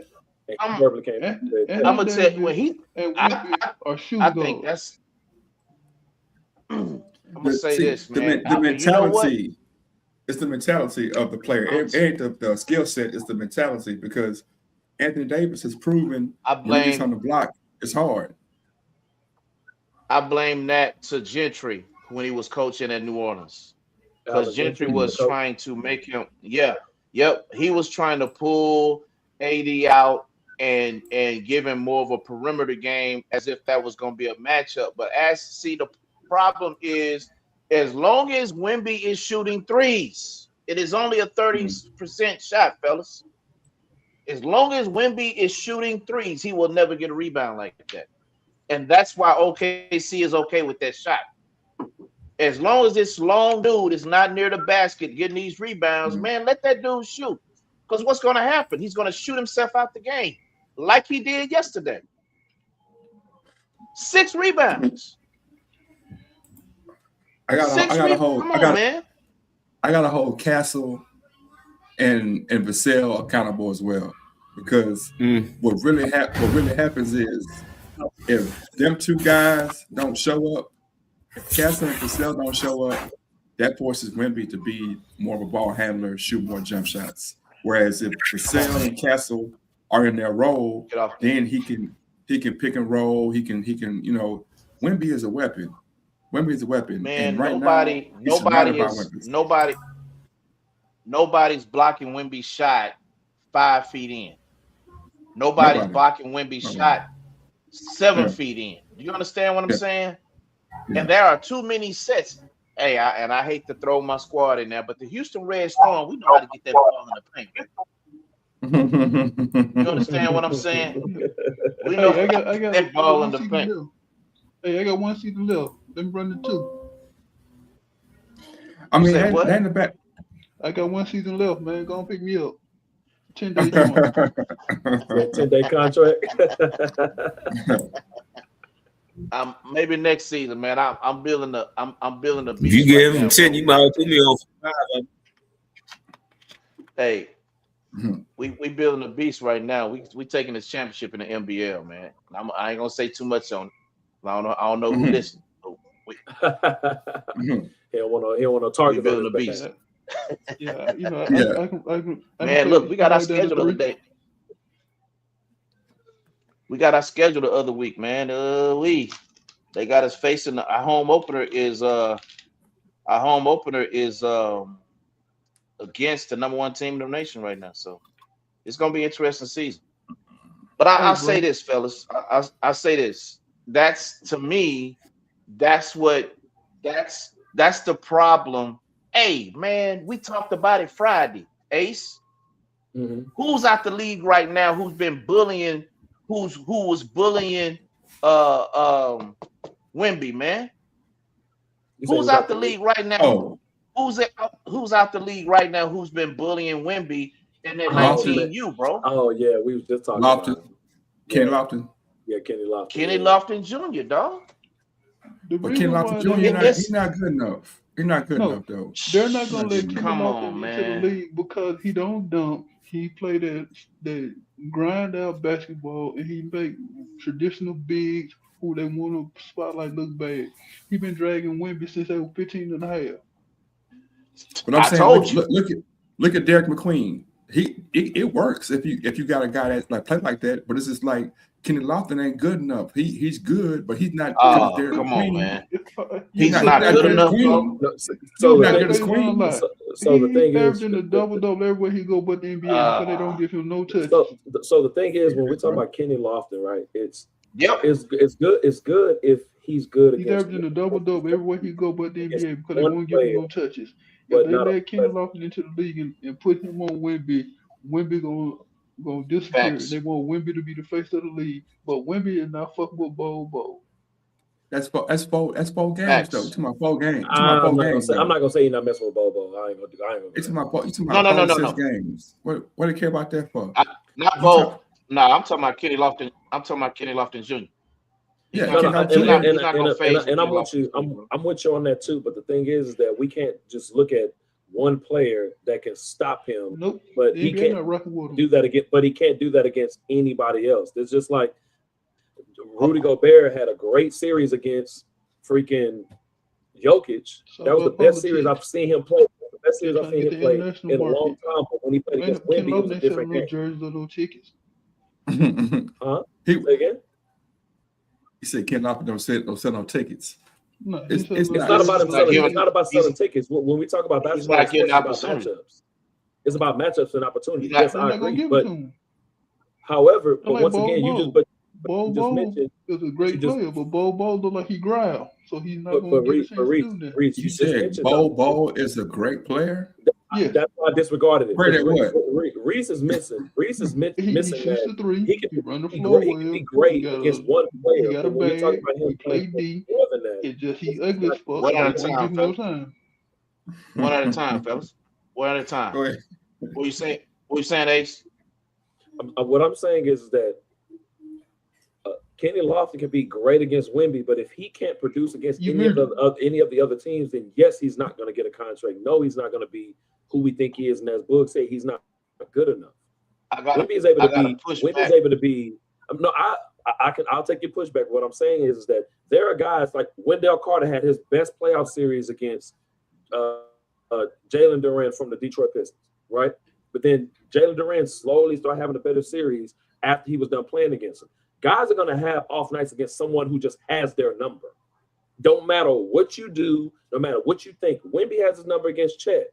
Chet finally had a good game against Wemby in this playoff series yesterday. He finally had a decent game. By committee. Once again, it took the whole team to come together for him to at least have a remotely decent game. Wemby's been owning him since the Olympics. He has a vendetta against him. So what I can prefer for us not to do is to say, well, one player can shut this down and that down and this down and that down, because throughout history, every player has had that one guy that has always given them problems, no matter where they're at, no matter what they're doing. That player has always given them problems if they're on the court or in the vicinity of them, every single time. I think this more is than my that. pushback. Go ahead. Hold on one second, but this is my pushback on the Kenny Lofton situation, and I have to agree with Reese when I say that. When I say this, he's not given that opportunity. He has been given opportunity because that's not what and I told y'all this the other night. That's not what the league wants anymore. And it's sad, but they want Joker to be the face of the post. They want Wemby now to be the face of the league. At first it was Giannis, but Giannis kept complaining that he wanted out of Milwaukee on behind their back so many times. That fell off real quick. But Kenny Lofton Jr. has not gotten enough touches to show that he can hang in this league, because like Reese say, everywhere he goes, and I'm not just talking about 2010, I'm talking about 25-18, 25-19. I'm talking about some strong numbers. The one opportunity I thought he was going to have was in Utah. But they were too busy trying to but they were too busy trying to do what Gentry was trying to do to AD, trying to pull him out the doggone paint. They don't want bigs in the paint no more, bro. They want. Let me tell you. I want to say something, but I don't want to get flagged. But they want. They want who they want. They want who they want in that paint that don't look like me and you, dog. I'm just saying. Let me say this. So I play in the league on Monday nights, right? League, Pinoy League. I'm like 30, 35, 10 and 7, you know what I'm saying? Probably about 2 blocks, right? I'm doing it all. I'm not even exaggerating. This is my real numbers, you know what I'm saying? Get off my. But now if I can't, I'm serious. I'm dead serious. I'm not even. I'll send you the. I'll be there next week, Slim. Look, you want to see the box score? I'll send you the box score. Go ahead. No. Okay. So then, watch this. Watch this. Now, if I play for the Red Storm, I wouldn't have 37 points a game. I wouldn't have 15 rebounds. I wouldn't have 6 blocks or whatever. Kenny Lofton Jr. is doing what he's doing well against competition that's his level. Derek Queen and Kenny Lofton are the same type of player. Derek Queen is getting the looks. He's getting opportunity. Kenny Lofton, 1, can't stay in shape. 2, he can't guard in space. He can't guard in space. He cannot guard in space. Have we seen it? But they know he can't guard. If you can guard in the NBA, come on. If you can guard, you can play. But if you can't guard, they're not going to play you. That's the simple. That's the NBA rule. If you can't guard, don't do that. Are we talking about bigs? We talking about bigs? Or we talking about bigs? Shangoon can't guard Steph in a space. What are we talking about, man? But Sengun is 27 a game, though. Lofton ain't never been 27 a game. He hasn't been given an opportunity. All I'm asking for an opportunity, bro. That's it. Look, what I'm saying is what they usually do with bigs like that is like, okay, we understand that you have this low post skill set, but because of the way the league is, they're going to put you in space. They're going to put you in space. That's all they're going to do is put you in space. You got Gobert in this league, and you can't give Kenny Lofton some minutes. Let me tell you something, dog. You starting to sound like that baseball coach was hating on me because I was better than his son in that's what you sound like, bro. That's what you sounded like to me, Jay Booker. I'm hold on. Hold on. I'm gonna give you context. I'm gonna give you context. Oh man. Yeah, I'm gonna give you context. I'm in one tournament, bro. In one tournament. And I am not making this up. If you want me to believe your 35, 10, and 7, I'm gonna need you to believe what I'm about to tell you now. In one tournament, bro. One tournament of eight games. Do you hear me? Playing baseball in one tournament, playing 8 games. I am 18 and 27. And my coach walks up to me. Not bad. That's not bad at all. That's very good. Man, that's over. That's a pearl. Man, for real. but my coach is telling me, man, Larry, I'm sorry, we can't find any at bats for you. Nigga. For who? For who? You can't find at bats for me, and I'm going 18 for 27. 27. And 10 steals. Man, come on, dog. Don't do that to me, man. It's like 600, right? That's like 600. Bro, that's ridiculous. That's stupid. Yeah. You couldn't keep me. Bro, my own base percentage was almost 90%, bro. I'm serious. Davis numbers. Don't Ricky Davis numbers. I'm telling you, dog. But see, the problem was I was outshining his son at center field. I feel like we're talking to Max Headroom now. I'm outshining his son in center field. So then I get the conversation at the end of the game. Unfortunately, Larry, we can't find any more at bats for you, son. I'm gonna have to let you go. That's Kenny Lofton Jr., bro. He's not getting the opportunity, man. But it's a reason he's not getting the opportunity. Okay, it's a reason why. Yes. Agree. The reason why Kenny Lofton Jr. will never get the touches is because he's from the wrong continent. Thank you. What about Queen? What about Queen? Queen is from the pedigree. From Maryland. He's from Maryland. I don't mean no disrespect to Queen, but I've never heard of him. No. Queen of Beast over there in New Orleans. No. I'm not saying. Oh yes. Yeah. Queen is nice. Queen came up in the AAU circuit. Then he went to Maryland, so he got a good following. Kenny Lofton is just, he looked like a blue collar. He should be working at Best Buy. He ain't selling no jerseys. He's selling no tickets. He looks shaped just like Joker. Shaped just like Joker. See, Joker, they already got Joker is from overseas.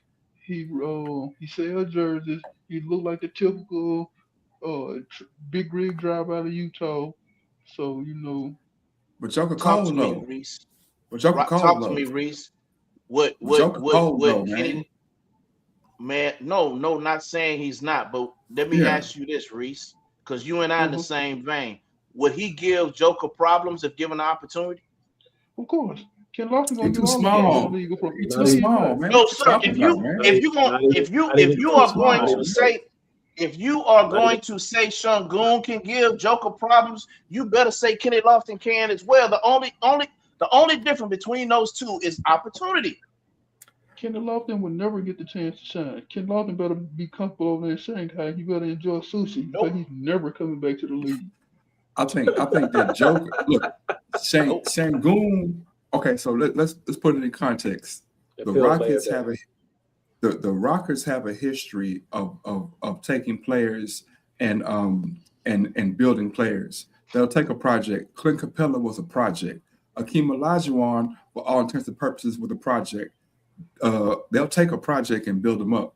So that's why Şengün is getting look again. Şengün was a project too. Exactly what I'm saying. So, but he's not on Joker level. He's not on Joker level. He's good, but he's not Joker level. Not saying that. Not saying that, but he's given an opportunity. You're missing the most important part about all those players you say. You're missing the most important part. Everybody you said was a project, and they from overseas. They are not from the United States. Because you know why? Because I go to the AAU games. I go to the high school games. I go to. It's not. They don't teach post work. They don't teach it. They don't have post players. So that's why they're more apt to go and get a guy from overseas who they can teach the post, who more willing, as opposed to getting a Lofton. Okay. Lofton not a post player. He's just big, man. He's not a post player. He's just big and playing. So if that's the case, why are we penalizing? Why are we penalizing? Lord, please don't strike him down for that lie. Lord, please don't strike him down for that lie. No, I'm being honest. If we're going off of, because you and I both watch it, not just NBA circuit, AAU. We follow high school guys, whatever. If we're gonna agree that they don't even teach post work, why are we even have a conversation of Wemby not being in the post when they don't even teach it much anymore?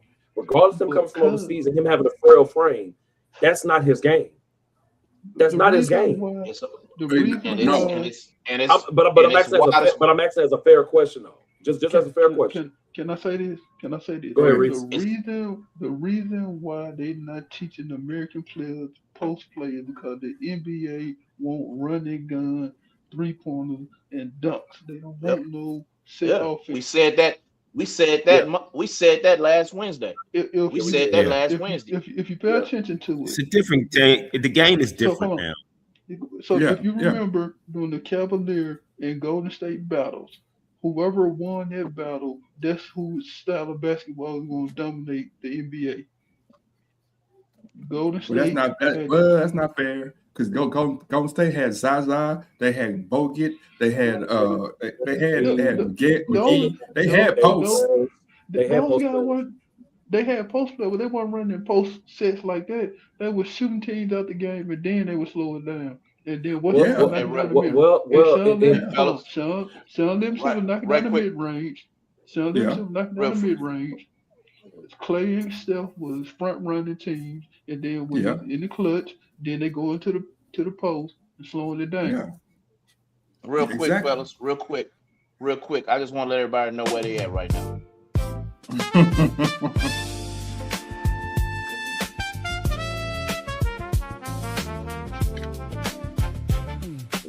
Man, I'm on an island with this tape, man. When the sun goes down and the city lights glow, there's only one place that you need to go for the truth, for the heart, for the community.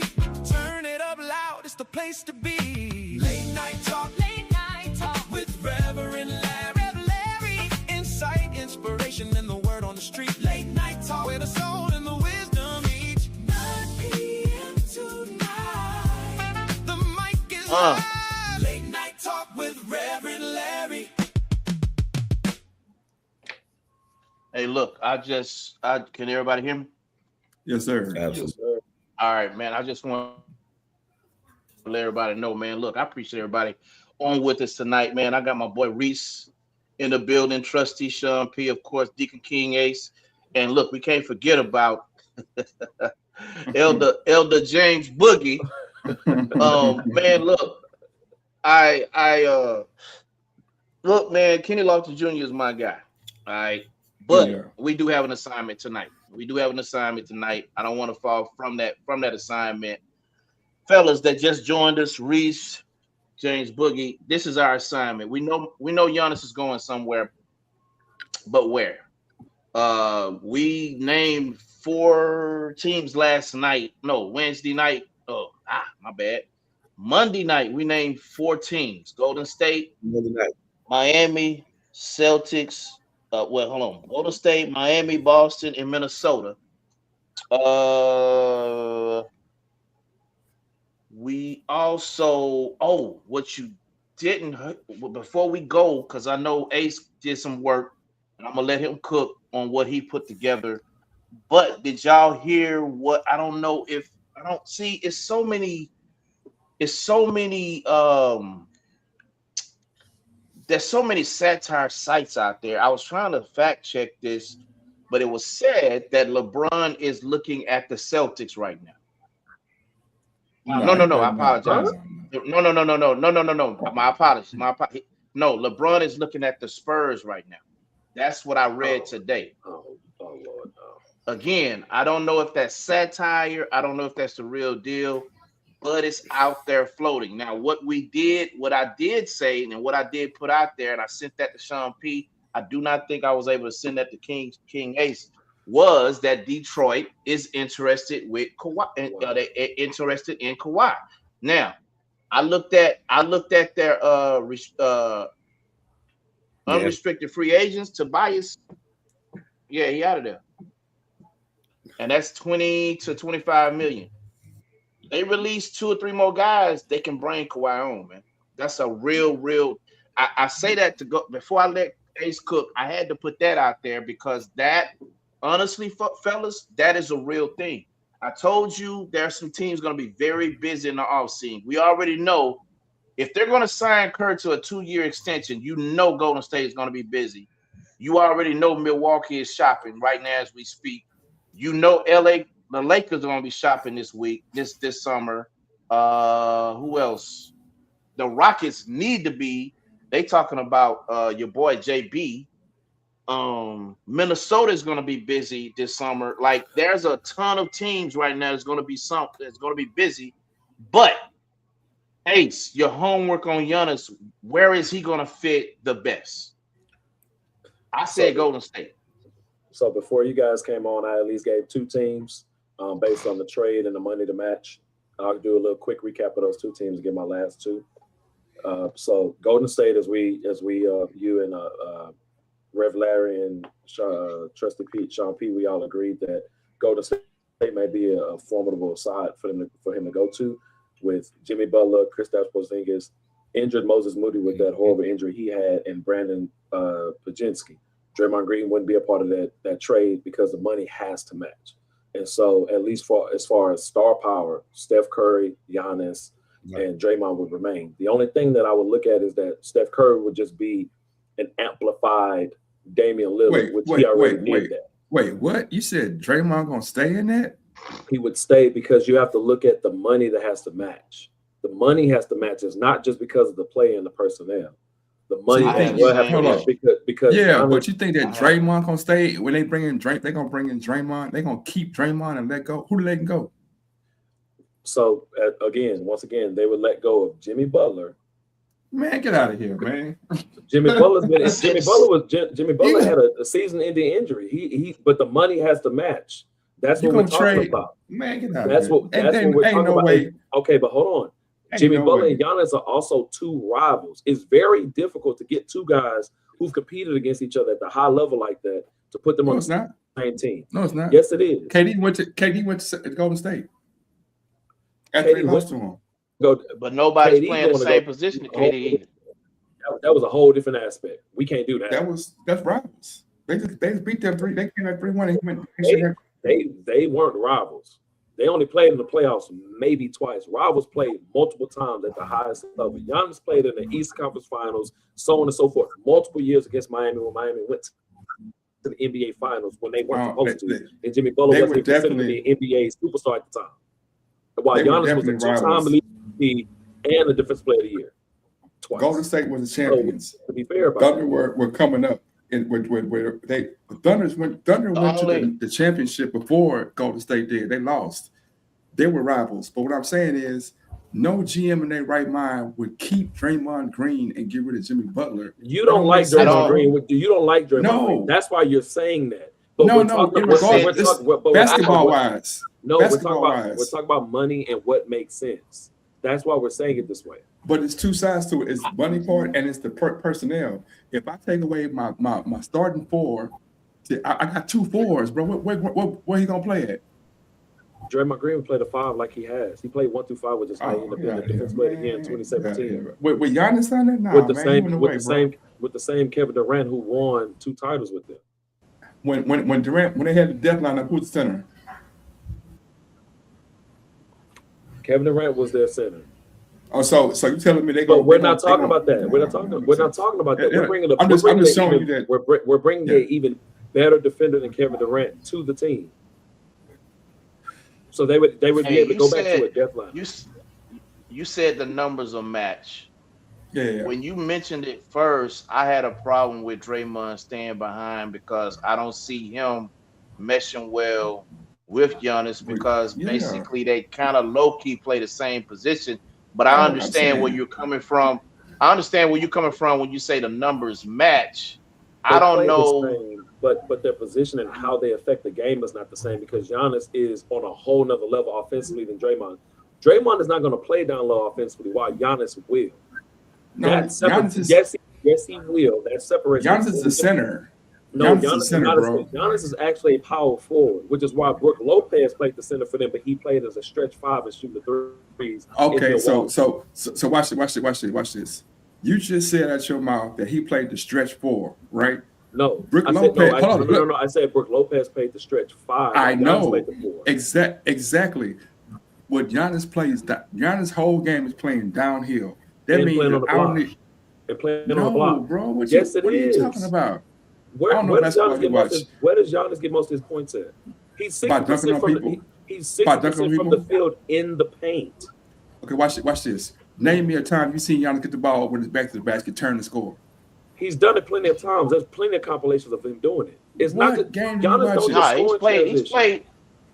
He's played with his back to the basket plenty of times. He plays downhill. Yeah, He don't just play downhill. He don't just play downhill. He does not. He is very successful downhill, but he has definitely played quite a few times with his back to the basket. That's how he get his offensive rebounds to be able to get the quick dunk backs. He's Giannis in the paint.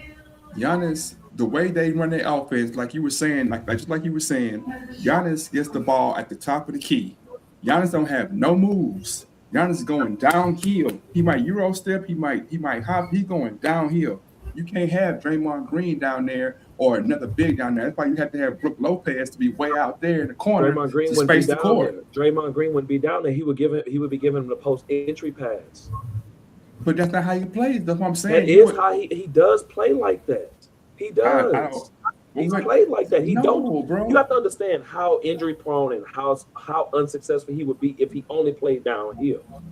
That's why he's been hurt, bro. That's how he played. Think about it. LeBron also plays downhill, and he was still successful because he also played inside out. He passed the ball. But Giannis plays going downhill 80% of the time. He might get on the post. He don't just play downhill. Okay, what move Giannis got? What move he goes to the paint and he spins hard on you. You go up, he pump fake, and he go up and dunk on you. If he miss, he go back up and get his shot and dunk again. But everything you naming is moving towards the goal. It's going downhill. No, he's in the paint too. He's going downhill, bro. But he's so look, we'll just have to agree to disagree on that. I mean, I'm kind of shaky on Draymond still staying behind, but at the same time, I know Steve Kerr is coming back for Draymond and Steph. No, but I know he's staying. I know that extension included Draymond being in place and Steph being in place. And I'm sure he got a verbal on that. You think so? So, I mean, it's going to be up to Kerr to make that work if they do pull the trigger. Hey, look, here's what we do know. We do know that Giannis was almost a warrior at the trade deadline. We do know that. Yeah. Now, we don't know why it broke out. We don't know why, you know what I'm saying? We don't know why that happened. Yeah. But you know what? Look, Kerr is not coming back just for a farewell tour. They're trying to win another ring. That's why I told Ace, like, whatever you do, whatever you put together, you know Golden State is going to be busy this offseason. Yeah. And so it wasn't just everybody's trying to get better. It was also based on the everybody's going to try to get better. Everybody sees how wide open this championship thing is right now. Nobody's dominating the league, bro. Nobody's dominating the league. This championship every year is so freaking wide open. It's ridiculous. It's a new champion every year. Every year, bro. And look, and I ain't gonna lie. The league grows and thrives like that when there's a champion every year. A league loves parity. So here we are. Yeah, I think that the best move for Giannis would be to stay and for them to grab some guys. Because You can hang that anywhere up. he goes, yeah, you might as well put that on the. You might as well put that in the closet. Yeah, put that away. Ain't nobody. Yeah. man, look, I've been watching this thing too long. That's the same thing I said about Paul Pierce when he was in that year when they got KD and Ray Allen. And Ray Allen, you know. Yeah, KG and Allen. Like, but they didn't put Paul. But they didn't put Paul Pierce on the shelf like Milwaukee did Giannis, bro. Come on now. The writing is on the wall, dog. It's on the wall, man. Giannis, like Giannis was able to play some games this year, and they wouldn't even let him play, which interfered. Bro, he was able to play the last 2 months. Yeah. He was able to play the last 2 months of the season, dog. And they tanked. That interfered with his off-court money. But let me get to these last two teams at least, and then we can kind of go through that. So, Boog, what you had mentioned earlier, I also brought up Atlanta. Atlanta is also another team as far as what makes sense, because that's what we were talking about. It's not that the team is an actual destination, but if it was one that could be a destination, what would make sense? So Atlanta was another team. It would be Kuminga, Okongwu, McCollum's expiring contract, and a few picks, whether it's first round and or second round. So that would leave Giannis, Jalen Johnson, and Reed Sasha. I can never say his name, but he from overseas too. Reed Sasha. I think that's how you say it. Reed Sasha. Mm-hmm. He will remain, but the other guys, as far as the Congo, he's not actually a real big. He's actually a stretch forward, could play the three, but he plays the post. Then of course we know Kuminga came originally from Golden State, and then you also had McCollum, his expiring contract, but I think they're going to sign him back. They will still have Jalen Johnson, Nickeil Alexander Walker. They'll still have those other shooters they had around. Crisper, who came from Washington, and then you also would bring in Giannis with that team, who at least gave the now New York Knicks, who made it to the NBA Finals, another run if they had the opportunity. One of the other teams, realistically, and it's shocking to say, we talked about it before you came in, the New York Knicks. New York Knicks was actually a destination for him to go to. Now, it's shocking to say, but Cat would actually be the only actual player that they would actually give up for him. But then they would give up like some of their remaining picks or swaps that they've had. And then they would also give up some of their young role players who already don't play. Once again, for the money to match. Not just because of the personnel and the style of play, but we did it based off the money matching. Then we can have the conversation of the personnel. And then my final team would have been the San Antonio Spurs, which we all said, with Giannis playing with Wemby. We all agreed, but the trade pieces that would actually have to go would be Devin Vassell, Harrison Barnes, Keldon Johnson, multiple first-round picks, and they could also try to bargain for Stephon Castle. Not saying that they could get him, but with the multiple first-round picks, not being able to get Castle, the first-round picks could solidify that, which will also allow them to keep De'Aaron Fox, Stephon Castle, Wemby, and also Victor Wembanyama. And then you have Champagnie, you have Harper still there, you have Carter Bryant, you have those other guys who could still fill in, but Giannis would take up a bulk of those guys who've been a part of their success this year, in the last 2 years. So those are my 4 teams. I think if San Antonio win, then Giannis off the table. Same with the Knicks. The same with the Knicks. Hang that up, bro. And then I think the Knicks. Okay. If you put the Knicks and put them with, like, that don't make sense. Like, basketball wise, it don't make sense because his game, like, as you're taking the player away, you got to think, what am I taking and putting back? What's Brunson gonna do? What's Hart gonna do? What's what these? Because it's not 1-on-5, it's 5-on-5. Cat is so good because Cat is a great ball handler for his size. Cat, these last 2 series has been standing at the 3-point line, picking the teams apart. He can shoot the 3, he can put on the floor, he can go, he can post. Whereas Giannis is not really going. Giannis, he's not a 3-point threat at all. So they can drop back. They'll play him like Draymond. That's why I think he can't go to Golden State, because in Golden State, you got 2 guys who can't shoot threes. So now we can go double. We can really go double. Same with New York. He can't shoot threes, man. So Brunson plays ISO ball half the game. Giannis. So the thing about the personnel though that we're missing is that you have a better passer in Draymond Green who can get Giannis lobs off backspins to the basket, slips, But flares, he can't shoot. going back. He don't need to be able to shoot to be a threat at the basket as tall as he is. Wemby and Jokic and Embiid, I mean, you could throw Gobert in there because he has been a defensive player of the year. But as far as guys who are going to actually protect the rim, Giannis don't really have that problem because, as you can see, he's still been a league MVP in this league doing what he's done, averaging 30 plus without being able to shoot the ball. But it's the personnel. He can do that when he has Chris Middleton over there. I understand he has Chris Middleton, but they also have. But the Knicks also have OG Anunoby. They have Josh Hart. They have Mikal Bridges. They have Deuce McBride. They have guys who can still get him the ball if he was in that offense. So it's still being able to work out the kinks for happen. Real quick. That. Are you? And I'm lost just a little bit. Yeah. Did you say the Knicks was on that list or no? Ace? So the Knicks were originally a destination for Giannis. Yes, the Knicks were.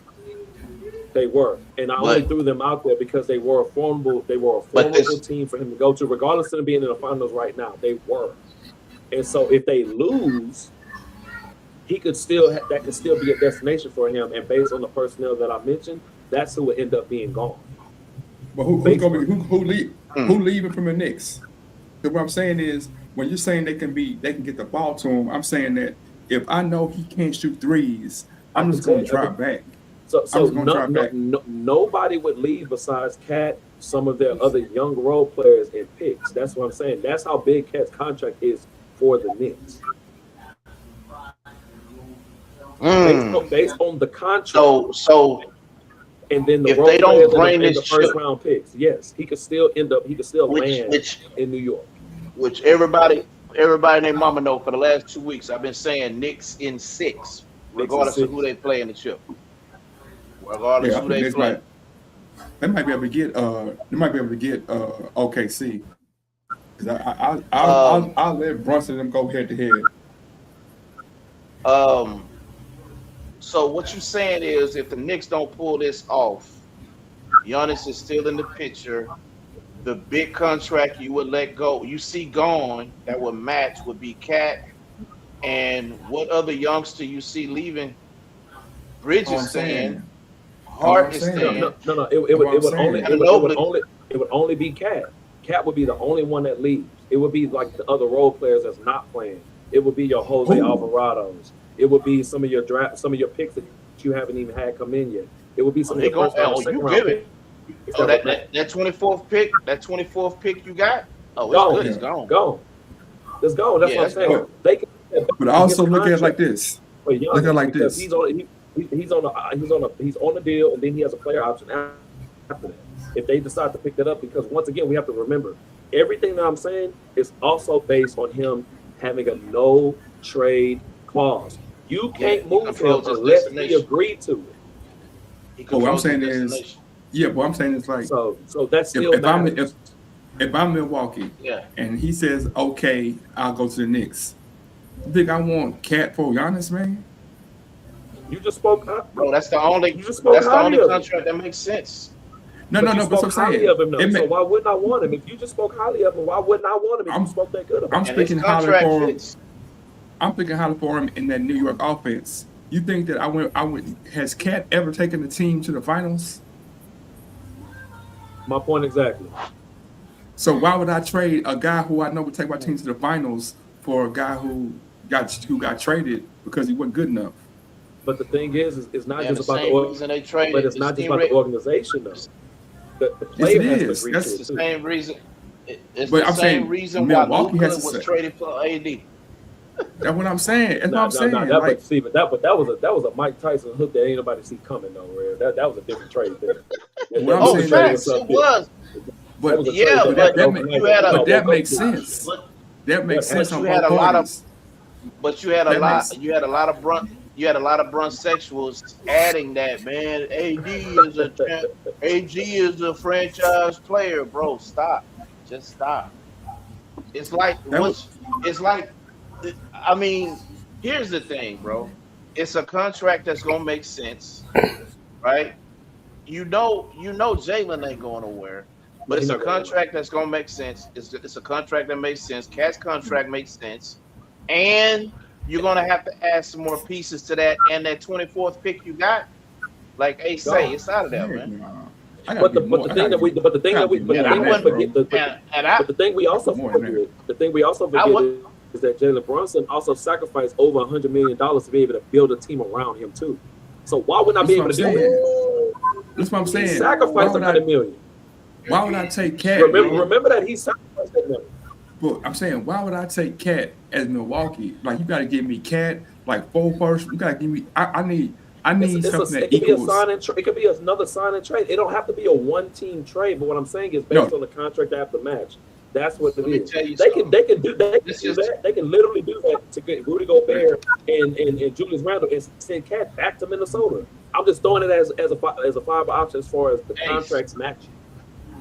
Ace, remember I asked you earlier to see who all own first round draft picks for 28? Mm-hmm. Because the Knicks like to get that up too. Oh yeah, they're going to get that up too. Yeah. Oh, I'm saying you got to. That's why I asked you. That's why I asked you to at the beginning of the show. That's when you came on. That's I asked you who all own first round picks because that in 28 because you're gonna have to put that in the pack. That's why I asked you to look that up because you're gonna have to include that at anybody's package.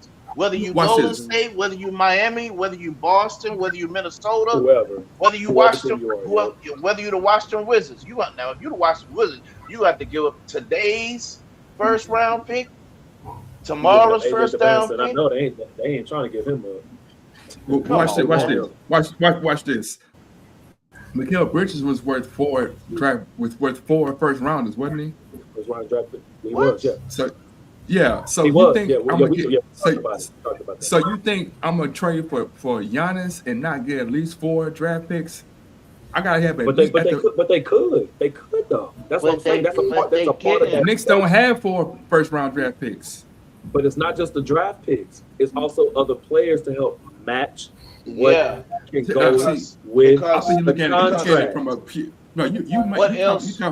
you're talking purely from the financial number side, but I'm saying the numbers gotta what? The numbers have to make sense before you can think about making the trade. Because it's not just about the personnel at the time.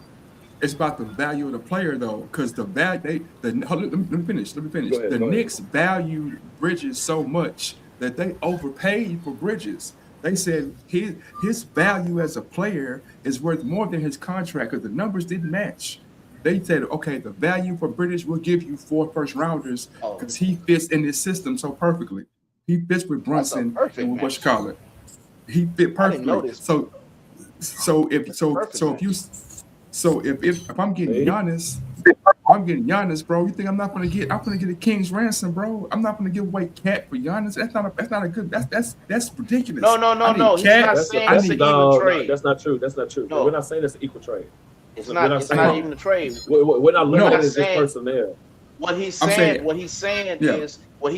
because this is why we had to bring up numbers because you got Giannis is getting 58.46 next year. Okay. Yeah. And we brought up Minnesota. Why do we bring up Minnesota? Because we know they're gonna be active, right? Yeah. So Gobert is 36, Randall is 33. We know they're gonna move them. Would that work? Most definitely would work. But you would have to give up some picks. That's what I'm saying. I'm saying because of the player that Giannis is, just the numbers mentioned ain't enough, man. I don't care what the numbers say. But you brought up Mikal Bridges. But you brought up Mikal Bridges, but there was no other players in that. There was no other players in that deal, was it? It was some players picks. And pick. No, it was picks and players. They got rid of some guys too. They got rid of Obi Toppin and somebody. They got rid of about 3 or 4 guys. I understand, but the value of those players weren't as great as those first round picks they had to give up, and that's why they had to come out them picks. But some of these trades are not just 1-to-1 trade. A lot of these trades have been 3-team, 4-team trades. So there's a lot of moving parts to that, where some players are being traded, but they're also being waived. They're also being traded, but then they're being traded again to another team. So that money still has to either match. I see what Ace is saying. If Giannis is to come to the Knicks, Cat is gone, bro. However you got to get there, Cat is gone. And it's not going to affect any of the other players, besides some of the guys who are not really in the rotation, or at least you would probably have to throw Shaman in there because he's about to get paid because he's played very well in the playoffs. You might have to throw Jose Alvarado in there because he's also been productive. What I'm saying is they're a part of the 10-man rotation, but it won't affect the 8-man rotation, almost 9-man rotation that they've had to be successful this year. You're going to lose a lot if whether you lose picks, you lose Cat, and you lose one or two guys off the bench. But it's not going to affect the meat and potatoes of the team besides Cat being gone, and now you bring in an MVP and the Defensive Player of the Year. Because the numbers match, even though we're saying the personnel may not be the best because of Giannis's game compared to Jalen Brunson or Mikal Bridges and so on and so forth. What we were only doing for tonight was going off based off where the numbers would match and what team could benefit if that player moved from the numbers match. That's what we were doing. We could talk about the personnel as well. We could talk about it. That's what tonight was about. The Bridges trade is a perfect example of what I'm saying. What I'm saying is Mikal Bridges was 13 points a game, right? The Knicks gave up 4 first-rounders for a guy that scores 13 points a game. That's because the value of the player wasn't in his contract. It was in what he brought to that team. His value, but it was because of Jalen Brunson. His value wasn't like that, bro. They overcompensated that trade because they know what he brings to the team. Listen, remember Brooklyn already knew they had 3 players that a lot of teams wanted. Remember the Rockets wanted Mikal too. Yeah. The Rockets was high on him for Jalen Green, but they weren't trying to give up all that draft capital they had. But they knew that the Rockets. See, here's the thing: if I know you want one of my players, I'm finna eat. Yeah, I'm finna eat, dog. Cause 13 points a game ain't. I'm sorry, 13 points a game is not comparable for the first round draft picks, but it's comparable if I want him. If I really want this kid, they gave up Bogdanovich, Diakite, Shake Milton, 4 unprotected first round picks, 1 unprotected swap. Jeez. Man, come on, bro. That's what I'm saying. Man, but you know what? You could tell they did that in favor of what Jalen asked for. Because Jalen was like, man, whatever you gotta do to get him, get it. And they got him. So here we are. What I'm saying is, if I'm Minnesota, I just hate if I'm the Knicks, I hate they sacrifice pods though, man. I hate they sacrifice pods though. If I'm the Minnesota, if I'm anybody, and I gotta give up. Vincenzo. Yeah, Vincenzo. If I gotta give up, if Cat gonna go, and what Cat does for my team, I have to get something that replaces that. Even though Giannis is great and he's better than Cat, and then if I'm Milwaukee, like Cat ain't enough. I need to get Cat and some draft picks and some players because again, Cat is not a transitional. He's not taking my team to the finals by himself. But it goes. But it honestly goes against your argument and your position against Mikal Bridges in that trade. Then. No, I'm saying it goes with it because it goes with it. It goes with it because it's you're saying it based on the personnel and what Cat offers to that team. Giannis don't offer what Cat does. Mikal didn't offer. No. I'm saying, you're right. No. Regardless of Giannis being greater than Cat, we can honestly agree that Giannis is a better player if we're gonna say in all aspects or certain aspects for him to be an MVP in the league, and Cat hasn't been. Cool. Yeah. But in the same light, Mikal Bridges, from based off that same stance that you're standing on, Mikal isn't bringing the same level of what you would think is comparable to a team for him to only be averaging 13, 14 points and to be traded for 3 players, a swap, and 4 unprotected first rounds. So we're going to say that. But if we're going to say that, if we're going to say that, then we have to also be very consistent to say that Cat can at least be traded for an MVP, regardless of what Cat is doing. Regardless of what Cat is doing for this team right now, because that's what it's going off of. Because that's what we're doing it based off of is what he's doing right now. We can't say the better player won't fit, but then you say that the guy that only averaged 13 isn't good enough because he was traded for this amount of people and these amount of draft picks. It goes against it. No, I'm saying, fellas. Right before we go back into that segment, I just want to let the people know where they at. That's all I want to do, dog. Hey, you're live with Late Night Talk with Reverend Larry. I got my man James Boogie with us, and of course King Ace. Got another segment for y'all. For the truth, for the heart, for the community. Turn it up loud, it's the place to be. Late Night Talk with Reverend Larry. Insight, inspiration, and the word on the street. Late Night Talk with the soul and the wisdom each 9 p.m. tonight. The mic is live. Late Night Talk with Reverend Larry. Hey, look. I feel you what you saying, Bug. I feel you, bro. But Giannis ready to go, man. Yeah, he going. I'm looking at this trade. Been ready. I'm looking at this trade. Yeah. They gave up 6 draft picks, man. 6 draft picks and 2 players for Mikal Bridges. And ultimately, like I said, it wasn't because he's that good of a player. It's because he fit that system to the point where they're like, if we have him, he's the glue piece to make us go to where they're at right now, to the championship. And so all I'm saying about Cat is that I don't think Cat is the glue piece or the headline. He's not the player that's going to change my franchise. So Milwaukee is going to say no to that.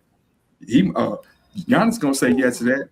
But Milwaukee ain't gonna, man, I'm not going to take no Burger King where I can have Papa Do's. That don't make sense. Yeah, he's not giving you no more than what he's giving you either. 14 points. That's what I'm saying. He averaging 14 points in the let me see. He averaging 14 points in the playoffs, ain't he? Yeah, he's like 14, 5 and 5, but it's because of all the intangible, bro. It's the defense, it's the camaraderie, it's the help side defense, it's who Jalen wanted. Like I said, they said Jalen was like, man, look, whatever you got to do, go get him, and we went in the chip. I told y'all, Jalen might be the GM of the year, man. Sir, I'm telling you what he said. Because, like you said, that is not a comparable trade, bro. Yeah, and I think what is Brooklyn gonna do in 2 years? Y'all know what they're gonna do. They're gonna use that draft capital to build them something. Because they're gonna have to pay for that arena, bro. They're gonna have to pay for that arena. They got draft picks already 31, man. They got first round draft picks already to 2031. What I'm saying is, in 2 years, you're going to start seeing them build something. If you don't see them do it this off season, in 28, you're going to see them start building a giant because they got enough draft capital to do it. They're going to be the next OKC, bro, because they're in the right market to do it.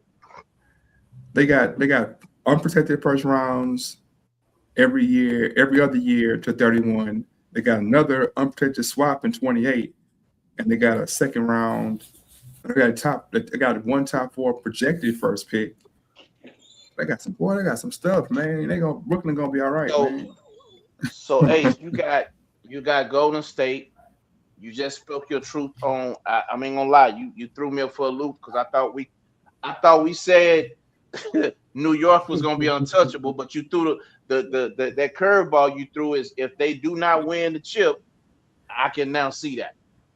What's your number 3? Oh, I gave them all. I had brought up Spurs. Yeah, I brought up the Spurs. I brought up Golden State, Knicks, and Atlanta. Whoa. In Atlanta, yeah. Who Atlanta? That's your 5? Well, we went over 4. We was all gonna bring 4, so I brought 4. So I can give you 5 if you want it, but I brought you at least 4. Like we had discussed. Give me one more. I like your numbers, but I got it. The only thing realistic right now, what you said was New York. I think New York would be top on the list, but it's a lot of ifs that would have to take. A lot of ifs would have to happen in order for that to go down. I do not see the Spurs. I do not see that one. Mm-hmm. And if you tweak some a little bit better with Golden State, that I think is going to be his landing spot. Is it because of the reason because of Draymond? Is it because of Draymond? Here's like I said, I'm finna get on this record repeat again. Okay. They're gonna be busy. They were very busy at the trade deadline, including Giannis. I don't know what broke down, but whatever it is, it will include Steph and Draymond. So if you say that can work, question is Horford coming back?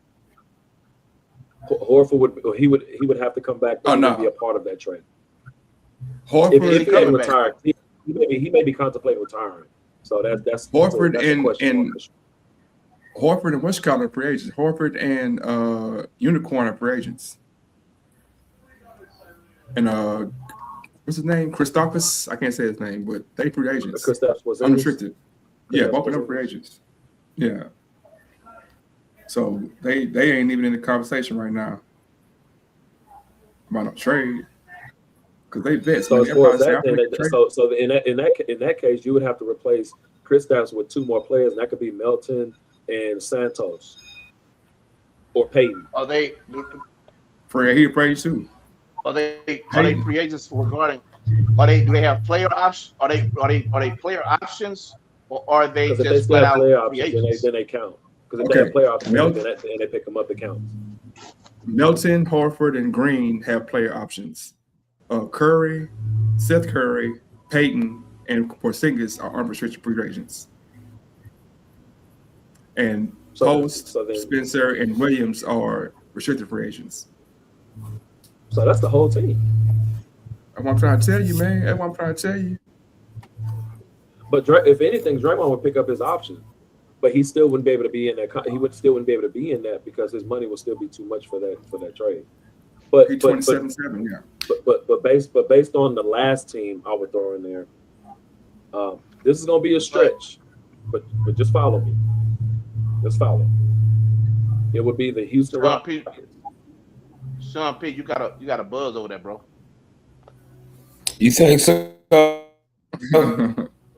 It's a buzz. Yeah, just a little feedback. Hold on. That better? Yeah. Well, it's humming a little bit now. Still humming a little bit. Okay, yeah, it's Moonfeld, Our Path. It was some relaxing vibes music. Don't mind me. So I have one more team, and it's just follow me though. Just follow me. So the last team that I was able to get some numbers on and at least see, that'll be an extremely viable trade. After KD coming to the Rockets, there's gonna be a lot of players in this trade though. There's gonna be a lot of players and a few picks. That core? At least the guys who's in the starting line, some of the guys that are in the starting lineup, because the money has to match once again, which means Holiday would have to come off the bench. So it would be Fred VanVleet, Jabari Smith Jr. They already said that court not going anywhere. Tari Easton, and then somebody gotta go, man. So it would be them. It would be those 4 or 5 guys: Fred VanVleet, Jabari Smith Jr., Reed Shepard, Tari Eason, and some picks for Giannis to be able to land in for the Rockets, and that would leave Amin Thompson, Kevin Durant, Giannis Antetokounmpo, and Alfred Shingo. Oh heck no, man. We're not doing that. Now, mind you, that's a stretch. No, they're not doing that. No, where would they Giannis play? once again. That's a stretch once again. As another team. Like I said earlier, you have to already say that any team Giannis go to can't have no big. They got to have a stretch big. If you don't have a stretch big, that's not a good look for Giannis. He's never played with a guy that clogs the lane. So Alfie, he would play perfectly with the Spurs then, because Wemby is not a big, technically, based on this conversation we've had. He like to play on the outside. Yeah, that works. But what I heard was Alfie was going. They were trying to get Alfie out of there for Giannis to play in his spot, because like, again, his game, however we want to say, he plays downhill or plays on the post. He's never played successfully with a big down there. So going to a team, no matter what numbers say, if you got anybody that's going to be down there, that's going to throw everything off. So if you go to the Rockets, Alfie gone. If you go to Green gone.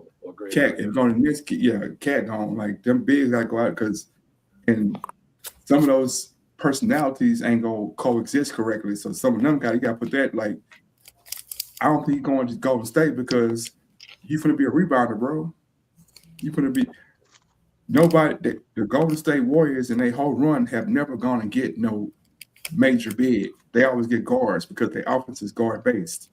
That's why Butler can succeed. That's why KD can succeed. That's why those guards can. But the posts, they really just rebounders and screeners. And I don't think Giannis would be perfect. Giannis would be perfect because they're gonna run. But they ain't never had no running big. They never had no running big. David Lee wasn't a running big. Who? You don't call that? David Lee was not a running big. David Lee was Draymond Green. He was doing the same thing. He was machine the offense, dribble handoff, go to the corner, shoot threes. David Lee wasn't no bang bang. He was a point forward. David Lee was a post player for sure. Get out of here, man. David Lee was a shooter. David West was a post player. Oh, David West. David West. I said both of them. Both of them played in the post. No, not David Lee. David Lee was actually a step away from the basket a lot more than David West could, because he actually was a better shooter. But they both played inside out, because you got to think about it, David Lee was a double machine. You can't get the amount of rebounds David Lee was getting if he wasn't at least playing on the block at some point. Yeah, you can't have to shoot the ball all the time. No. Hold on. Let's go back to what I said. Why Wemby ain't getting no rebound. But go ahead. But if I got Steph Curry, double though.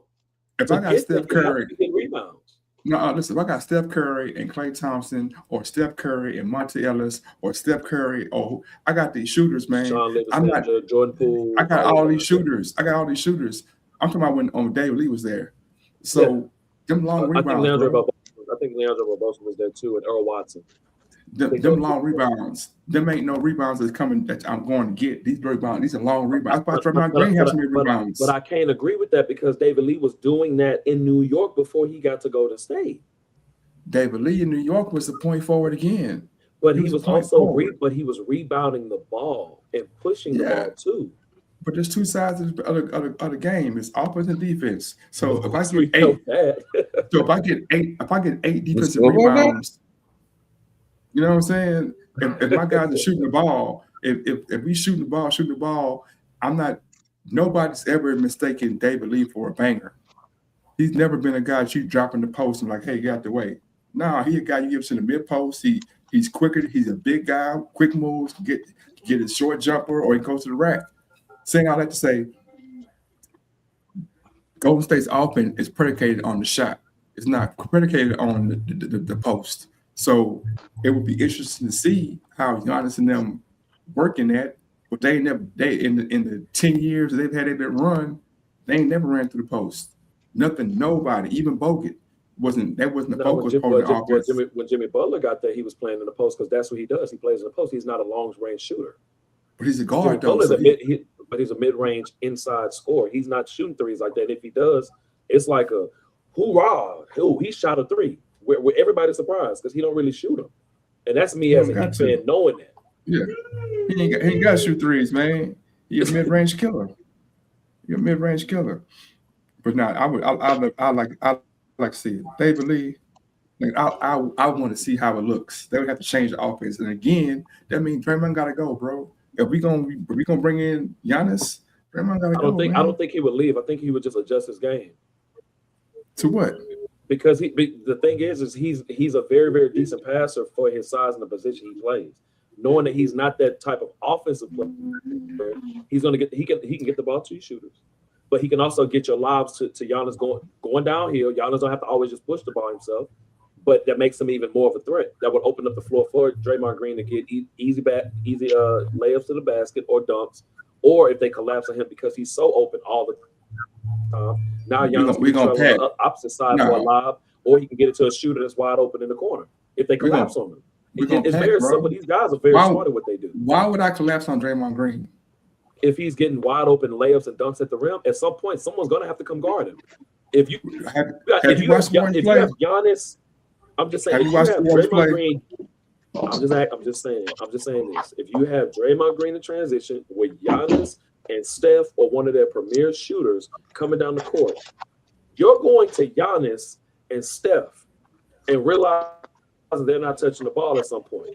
And the moment you realize Draymond's starting to score and get the game going, but they're still up and they're running, someone's going to have to collapse. You want to put something. You're going to have to come on.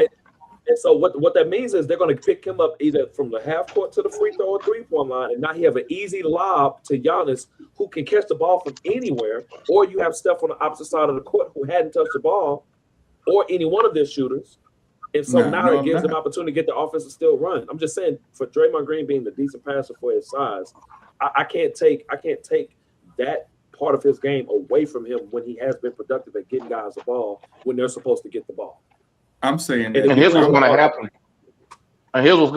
You're going to put less stress on Steph, which will allow him to sustain his career a little bit longer because now you're putting a little bit more weight on Giannis because he can handle that.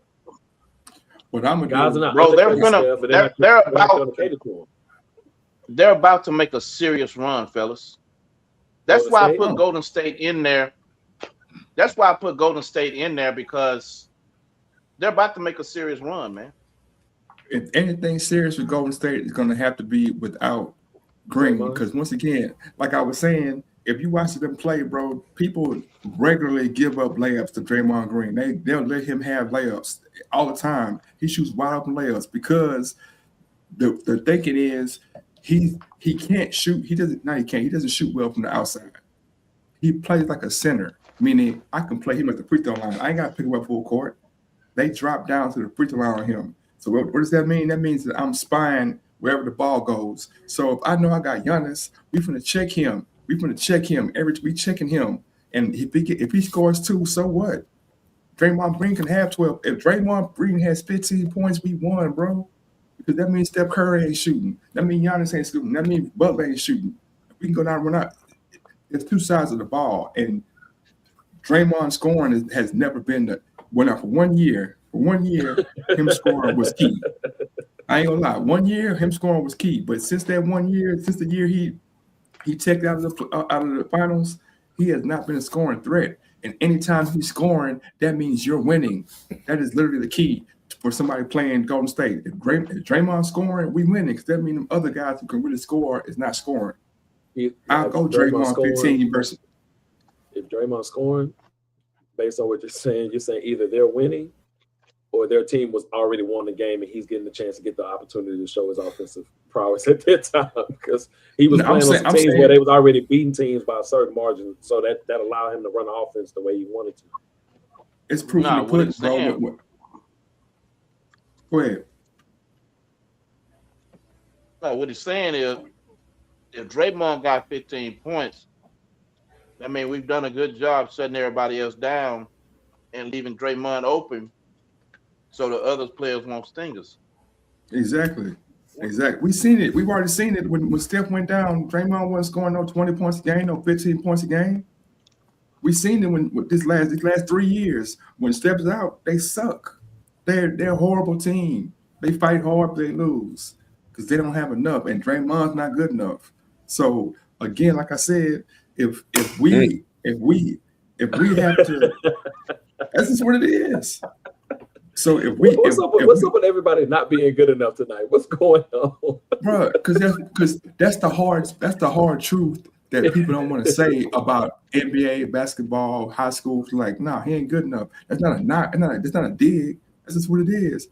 Kenny Lofton ain't good enough, bro. Because if he was good enough, he'd get the opportunity. Nobody hating on him because there's 4 or 5 players in the league with his skill set that's playing. So that means either in the locker room he ain't showing up, or his attitude is messed up, or maybe he a prima donna. It's something. That's why I call him. He is a low scoring triple-double threat anytime. He's a 10 point, 10 rebound, 10 assist dude at any given time. He ain't no 12, he ain't 15, he ain't 20. But he is a 10, 10, 10 at any given time.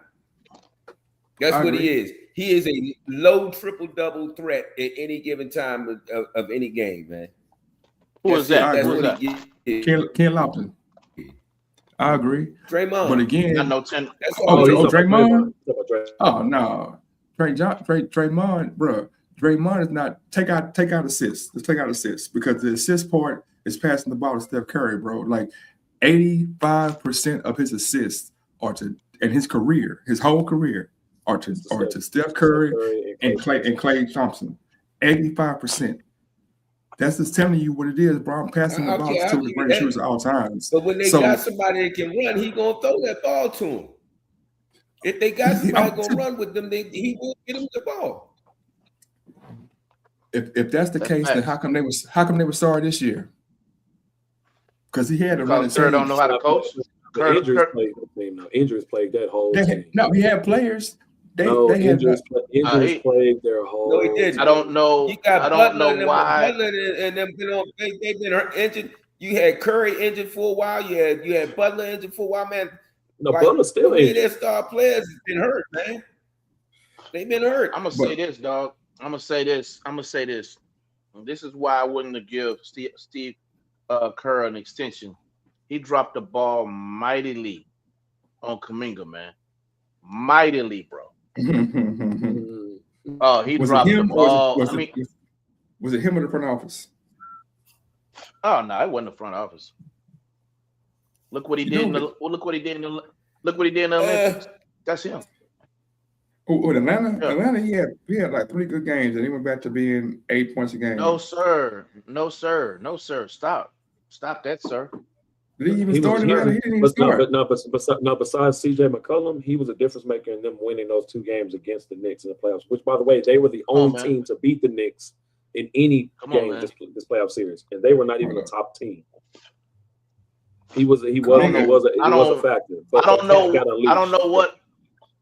I don't know what Atlanta basketball you were watching, but he was more than 3 games, and I don't know what Atlanta basketball you was watching.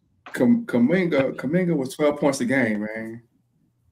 Kuminga is a he was the Warriors rebounded. He was averaging the most rebounds on the Warriors team and wasn't even playing as much.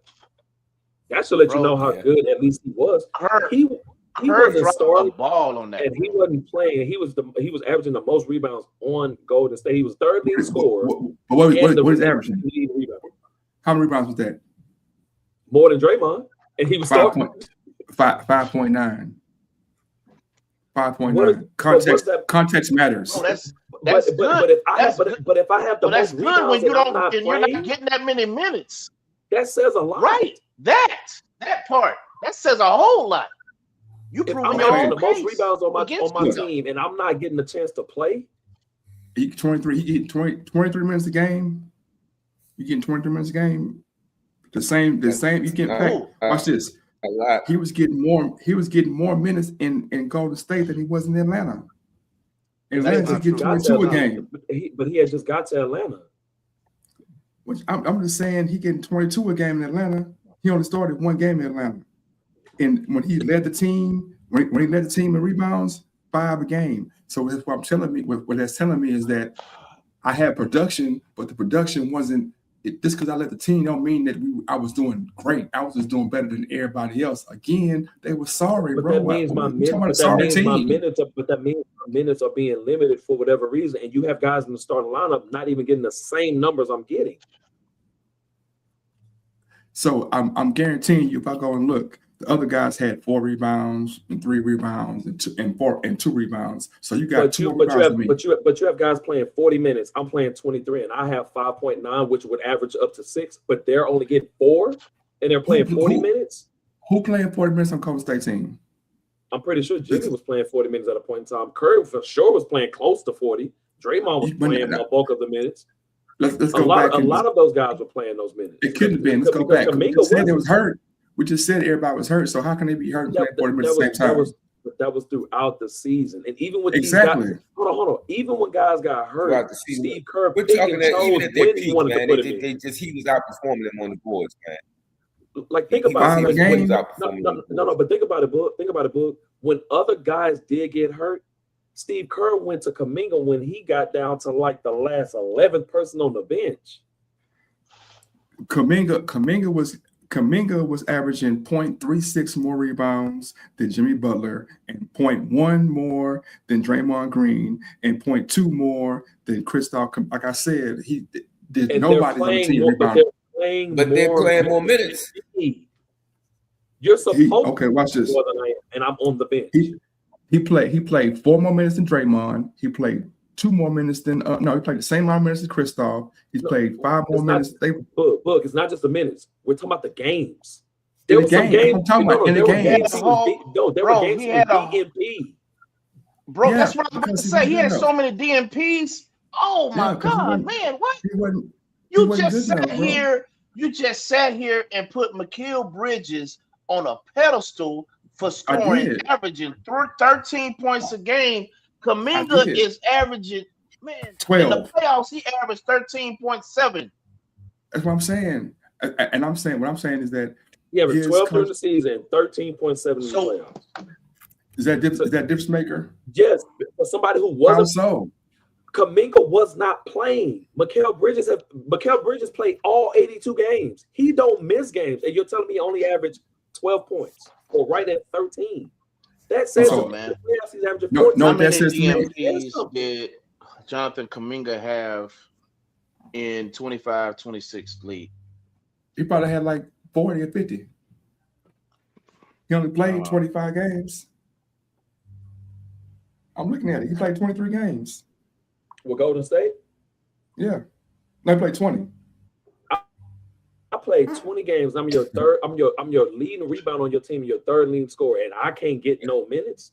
But you know what? That also goes back to what you said, which I can agree to. 11 DMPs. 11 DMPs. That's sad, bro. And Steve Kerr didn't have a reason why. Just like he did to Jason Tatum in the Olympics. He didn't have a reason not to play him.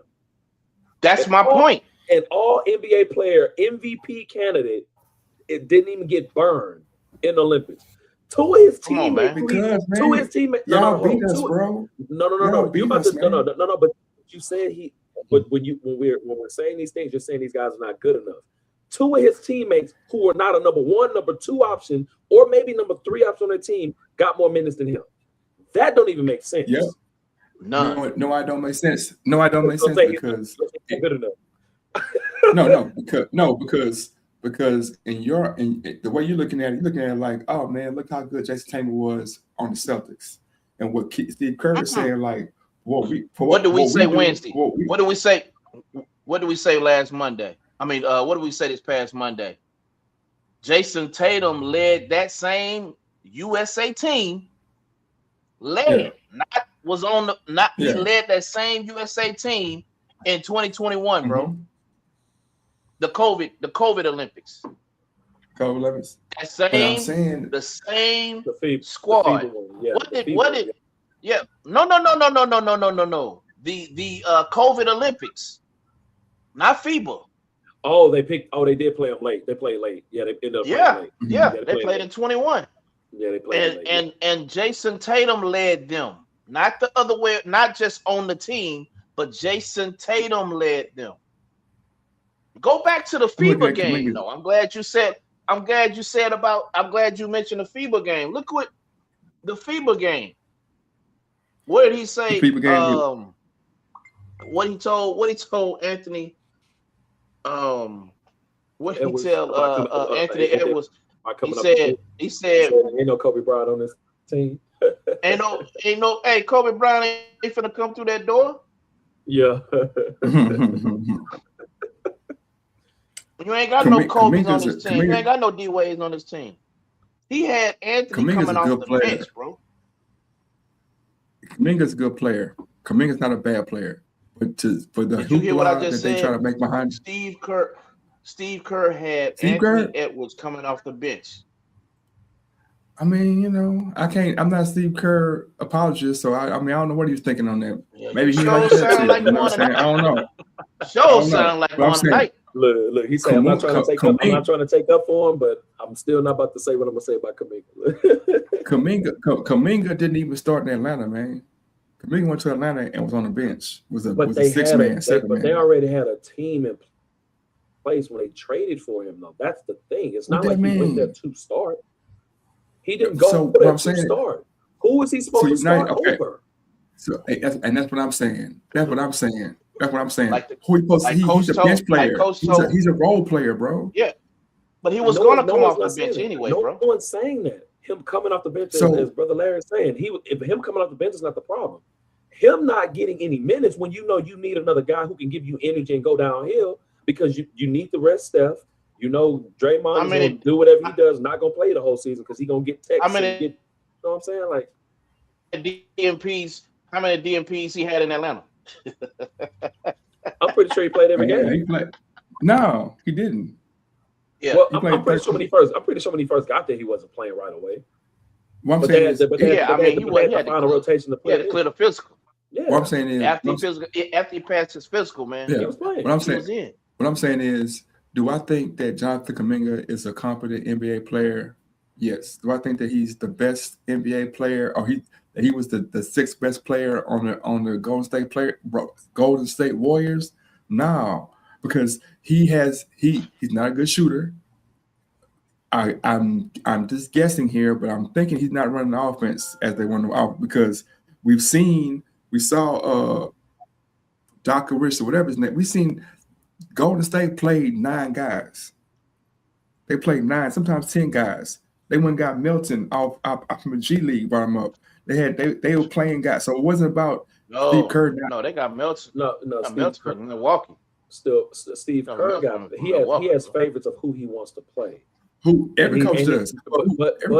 But Steve Kerr has shown us in our faces that that's how he coaches. Every coach does. But I've never seen a coach not play a player that can actually produce for their team. I've never seen that. It happens all the time, bro. No. When you need somebody to play, I've never seen it. He played him maybe maybe 2-3 times. No, he played 20 games. Played in the playoffs 4 years straight. But we're talking about what Golden State. We're not talking about scrub. Yeah, I'm talking about Golden State. Yeah, 20 games. But he was traded at the deadline. He wasn't traded before the deadline. He was traded close to the deadline. That's close to 40, almost 50 games by then. And he only played 20. That means he didn't play 30. And what's crazy is you signed this kid knowing you weren't gonna play him. Y'all remember that? They gave him extension. In the playoffs in 2025, he played 23 minutes a game. So that's showing you that Steve Kerr did play him in the playoffs in crunch time when he needed him. They still lost. They still didn't do well. Dog. You talking about when they played the Rockets? You said when they played the Rockets the year before? Yeah. He played in that series. Played 20 minutes a game in that series. Steve Kerr, like Kuminga, is a role player, bro. He's a role player. But when that trade for Jimmy Butler happened, them minutes got dwindled down very quickly. Yeah, because we don't need you no more, bro. At all. We don't. Why I'm gonna play you or Jimmy Butler? When Jimmy Butler's not playing and you need the rotation, you would bring him in at least. Why would I bring him in? I got Jay Butler. I got a guy who's carried a team to the finals a couple times. Why am I play you? But he's also an aging player, so when you need to sub him out, you would bring in Kuminga in his position because they played the same spot. Bro, you wild. Look, we're gonna see. Look, we're gonna see next year. When he come out, he's a 12-point a game dude. Bro. He's over the last 5 years. He showed you he's 12, 15 points a game. That's his ceiling. He a try hard, bro. He a good try hard. He's a good try hard. Bro, you wild. He's comparable. Hey, listen, we go at it all the time. So you see how this go, man. Man, you wilding over that, dog. But y'all 12.2 points a game, and you just sat here and praised New York for trading Mikal Bridges. That's averaging 13 points. Man, get the man. If I was, you know why? You know why? Because the results. Man, I'm trying to live right, Jesus. I'm trying to live right. Hold on. The results of Mikal Bridges playing with the Knicks is them in the finals. The results of Kuminga playing with the Hawks. No, sir. You will not do that. No, sir. Not on this Sunday evening. No, sir. You will not do that. He's a starter. You talking about a bench player versus a starter. Come on, bro. Come on. You will not do that. So watch this. Is he a free agent this year? No, he got what, 3 years left? Yeah. On his contract? At least two. Two? At least two. Yeah, because they basically bought his contract that he didn't extend. He has a very team-friendly contract. Guaranteed he gone within the next year and a half. I can guarantee you that he'll be gone from Atlanta next 2 years and a half. He's gonna be somewhere else. Yeah, I'm recording. I can guarantee you he's gonna be gone. But that doesn't speak against his productivity when he's on the court, because he is a productive player when he's on the court. Maybe he needs to learn how to be a little bit more coachable so that he can run the plays, as you mentioned earlier. Maybe he wasn't running the plays. Maybe he's not a good locker room guy. Bro, maybe he's doing other things. He was one of the reasons. He was one of the reasons why they went on that tear at the end of the season, bro. We're not gonna do this tonight, dog. Yeah. I swear for Moses, man. We're not gonna do this tonight, dog. He was one of the main reasons why they went on that run. Everybody was talking about, man, you don't want to play Atlanta. Why they were saying that? Because they was one of the hottest teams at the end of the season, bro. And why was that? Because they didn't know what they were doing. Because Jalen Johnson and CJ was going off. Because Jalen Johnson and what's got. But Jalen Johnson was so inconsistent at some points. Like, you didn't know what you were gonna get from him. I wasn't gonna say it. I'm just gonna. What's the other guy? I'm gonna go here. What's the other guy? Jalen Johnson. Who's the other guy that have the two guards? I don't know.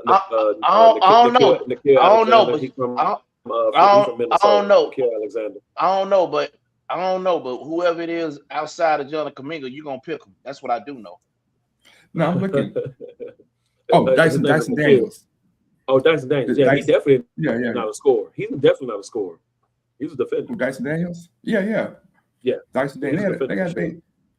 I'm saying that they had a young team. They had a phenomenal young team. Atlanta team is he fits in that mold because he's young and he's athletic, but he's not better than the first six. Kuminga is. That's why he's a seven guy. That's why he's 7 guy on the bench. He's a 7 guy. He'll get his minute. They run and gun. They score a lot, but we'll see next year because CJ gonna be gone and you're gonna have a new. We're gonna see.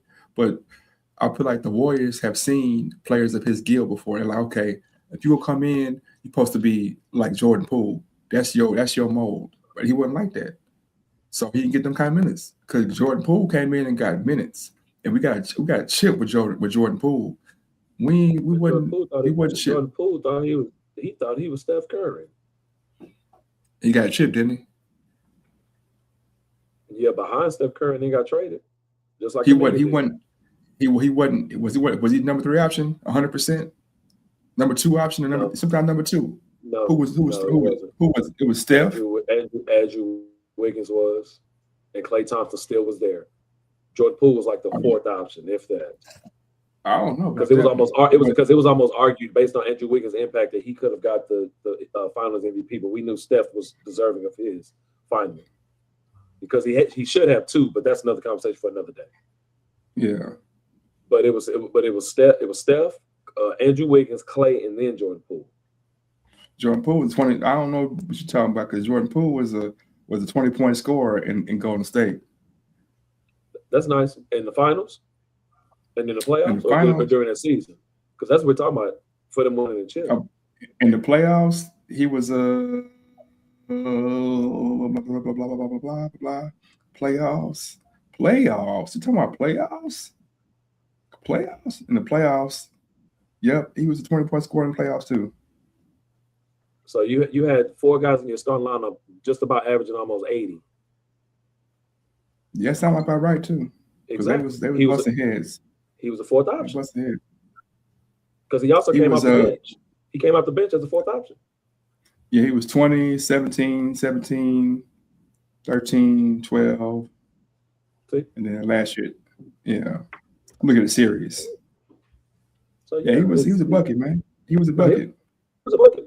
But he haven't done anything since he left because it's different. It's different when the focal point of the offense is focusing, primarily on you. The last 3 months of Jonathan Kuminga's career in regular season with the Atlanta Hawks, he averaged 9.6 plus and minus. It's not bad. 9.6. So he was a plus 9.6 on the plus minus. Plus 9.6. It's not bad. That's decent. That's a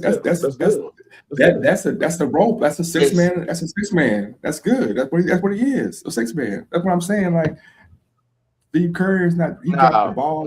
He's a 6-man. Yeah. I don't. Yeah. No, you was just saying he was a 7th and 8th man. That's what you just said about 15 minutes. Okay. He did say he was a 7th man off the bench. He's 6'7", man. I'm putting him at 6'7". Oh, we're not doing the 6'7". I'm putting him at 6'7", man. Nah, he's a good, like you said just a few minutes ago. He's a 6th man. Yeah. I just don't believe Steve Kerr understands how to use new and upcoming talent. I mean, I don't know. I ain't gonna do him like that. That man got four rings, man. He had 4 rings with the same core of players he won them with. He was hand delivered. He was gifted. He was gifted Hall of Famers. Thank you, man. Mark That was Jackson. Mark Jackson team, and I stand on that. Yeah. Thank you, Mark Jackson. The same thing can be said for Atkinson over there in Cleveland. He don't know what to do with that squad, bro. That was JB Bickerstaff team. That's JB Bickerstaff team, bro. Bickerstaff couldn't he beat Bickerstaff, and Bickerstaff has done the same thing for 3 or 4 years with 3 different teams. He gets them a certain spot, and the ceiling comes in. I'm a JB. Bro, it wasn't too much. It wasn't too much. Cade Cunningham coming off that collapsed lung was gonna be able to do, bro. He dropped off at times in that series, dog. He showed out though. And no one also projected Jalen Duren to play the way he did the entire playoffs after having the year he did. No one projected Cade. They needed Cade. They needed Cade in Game 7, and it just wasn't in him. He lost. He was gassed.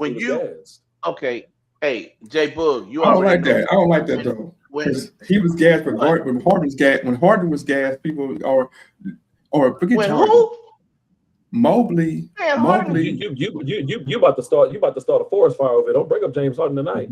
Mobley. Hold up, Mobley and Allen are the reason why. You should have been in the sanctuary Monday. We smoked Harden. Harden just had a bad look. Don't do that. If Cade can get tired, Harden can get tired. But Harden didn't have a collapse. Harden didn't have a collapsed lung trying to come back and play in the playoffs. Come on, man. Don't play then. That's not the same thing. Then don't play. There's no excuse for man. If you're on the court. I already gave you hard numbers. We did this already. I'm talking about Jaden Duren. Jaden Duren. How would say his name? Yeah, You can't just say he played bad. He's another Don't say Jalen. he played. He's another Jalen. Don't say he played bad. Say that they was He locking him up did. because that's what happened. No, No, he played bad. No, they weren't. They were not just locking him up, bro. He played bad. So he played by himself. Jalen Duren. He played by himself. Detroit He played by Pistons himself. center. Yeah. He did not play. He did not play up to who he was throughout the season. He did not. He was not a 20. He was not a 20 and 12 guy in the playoffs. He said was that. Playing by himself.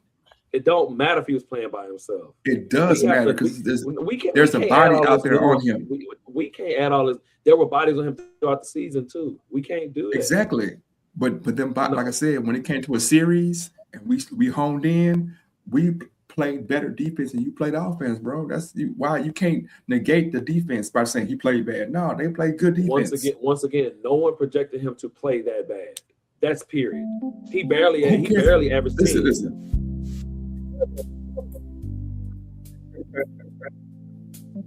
Oh man. The projection and the reality are two different things. I thought I was going to be an NBA player by the age of 19. Jesus Christ. But the reality kicked in. Hey, look. We got the benediction going. Come on, 35, 10, and 7. Look, hey, Rev Larry, with the way he talking, we got the benediction music going. We're about to go on ahead and pray it out so he can go ahead and go. Because he over here you're talking out y'all want to go on right now. If y'all want to go on the Pinoy League website on Facebook Live, they take the games. We can see a box score there. You can see the game. They take the whole game. You can go see me getting everything I want, however I want it. Hey, 35, 10, and 7. Look. You think I could?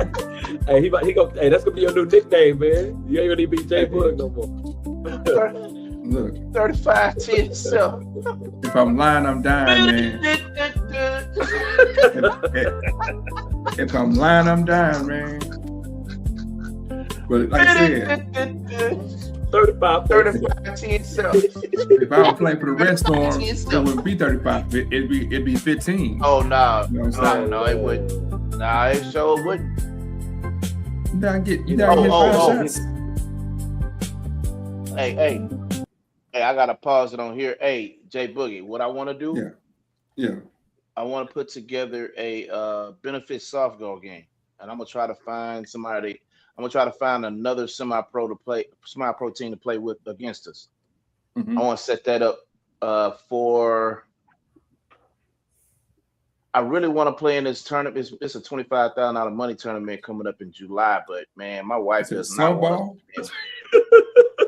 You said softball or basketball? You should have saw his face when you said that. What? You said softball tournament at first. I'm like, look, hold on. No. I want to. He's thinking that it's a $25,000 tournament. He like, yeah, man. No, it's a $25,000. It's a $25,000 money tournament up in Dallas, but man, my wife don't want us to play in Dallas. I really don't want to. They political up there, bro. And I don't, man. When it comes to that money, dog, I don't. Yeah. I don't need no referees acting funny and protecting their own, bro. So I'm really. So with that being said, we can do that softball game, a benefit softball game, like the last of July. Hold on, I got a tournament. Told you I'm 35, 10 and 10, man. They already hit me today. I'm see. I'm for real though. I do have. No, let me see what day it is. Hey, we need a good scrimmage, dog. Put your best team together from that league, and we'll spot y'all 30 points, and we'll play. Oh no, that's all. It's this old man playing, man. We ain't playing like that. It'll be me against y'all. No. It'll be me against y'all, man. No, we don't want to do that. Then. We don't do that to y'all. Let me see. Yeah, the tournament I got coming up is on August 20th. I'm good. It's August 22nd. Yeah, last weekend. August 22nd, man. Man. Yeah. Oh, is that an old man's tournament? It's actually everybody. It's a 10U. It's a 10, 12, 14, 16, 38, and then the old man. Oh, that's kids. It's kids all the way to adults. All the way to adults. A money tournament? I don't know. Let me see. Where does that say money? Is there money involved in this? Hey, there's money, man. Let me know. We take their money. Look, he said that he dropped the track again. I don't know. I think it's surprised. I don't know if it's money though. But I'm free. We don't play July. Yeah. We don't play. We don't play free. We ain't play for free, man. You gonna make me get in the gym for real, man? And bro, don't do that. Stop, dog. Stop. I'm good. I'm good. You see, I can't get 15. No, dog, you cannot. Yeah, I can't get 15. No, dog. Bro, I can get 15. Well, you know what? You know what? Scrub time will be played. So yeah, you get 15. Okay, I get in 4 quarters. I can't get 15 in 4 quarters. No, you'll get 15 in 4 quarters. I'm in the deal to say that my goal is to get 7 a quarter. That's just my goal at the very minimum. That's a couple layups and a 3 or and 1. He's trying to get the Jordan Melo number. Bro. I don't think Brother Larry knows. I don't think Brother Larry knows that I do this, man. He ain't seen me in my full mode. He seen you in full mode. I already know what you can do, man. I already know what you can do. You seen Ace ain't said nothing. He just like You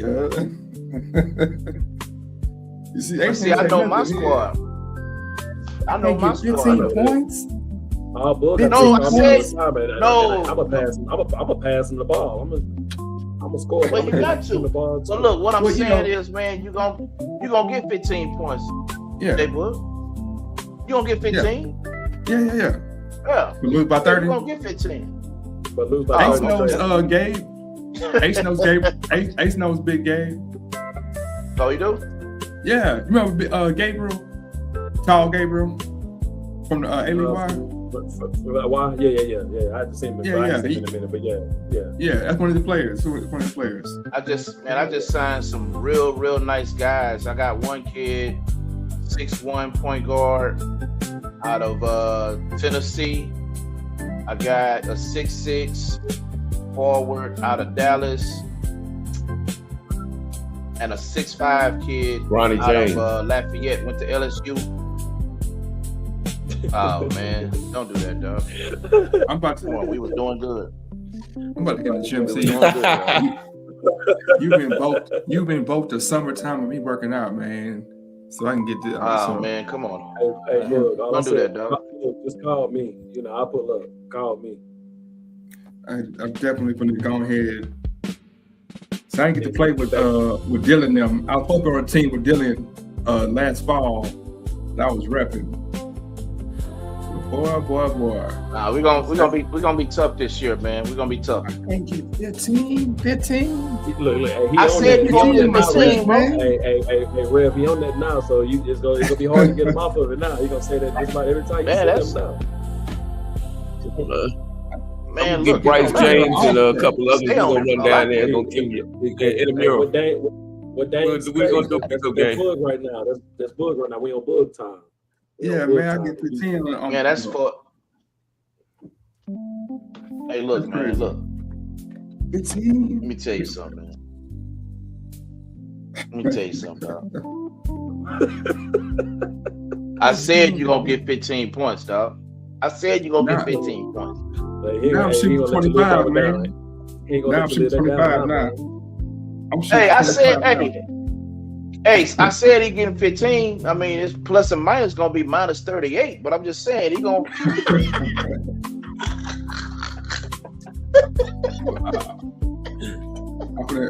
You set my summer up. He got to hang his headphones up on you on that, John.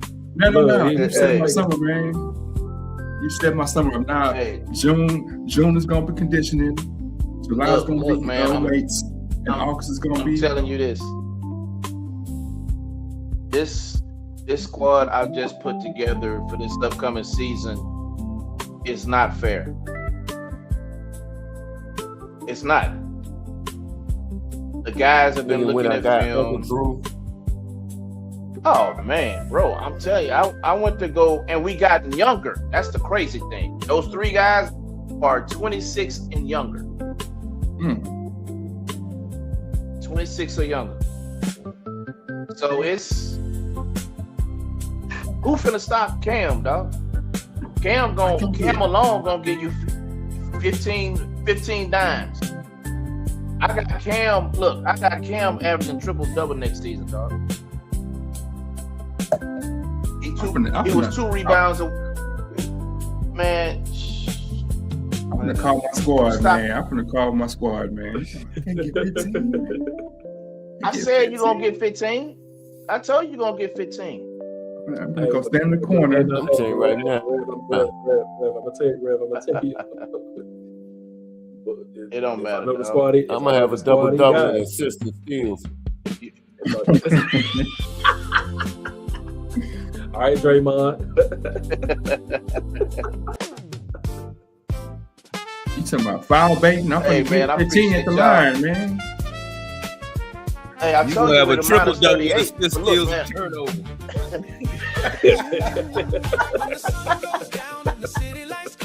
I appreciate y'all stopping by tonight, man. Look, we're gonna be right back at it come Friday, 9 o'clock.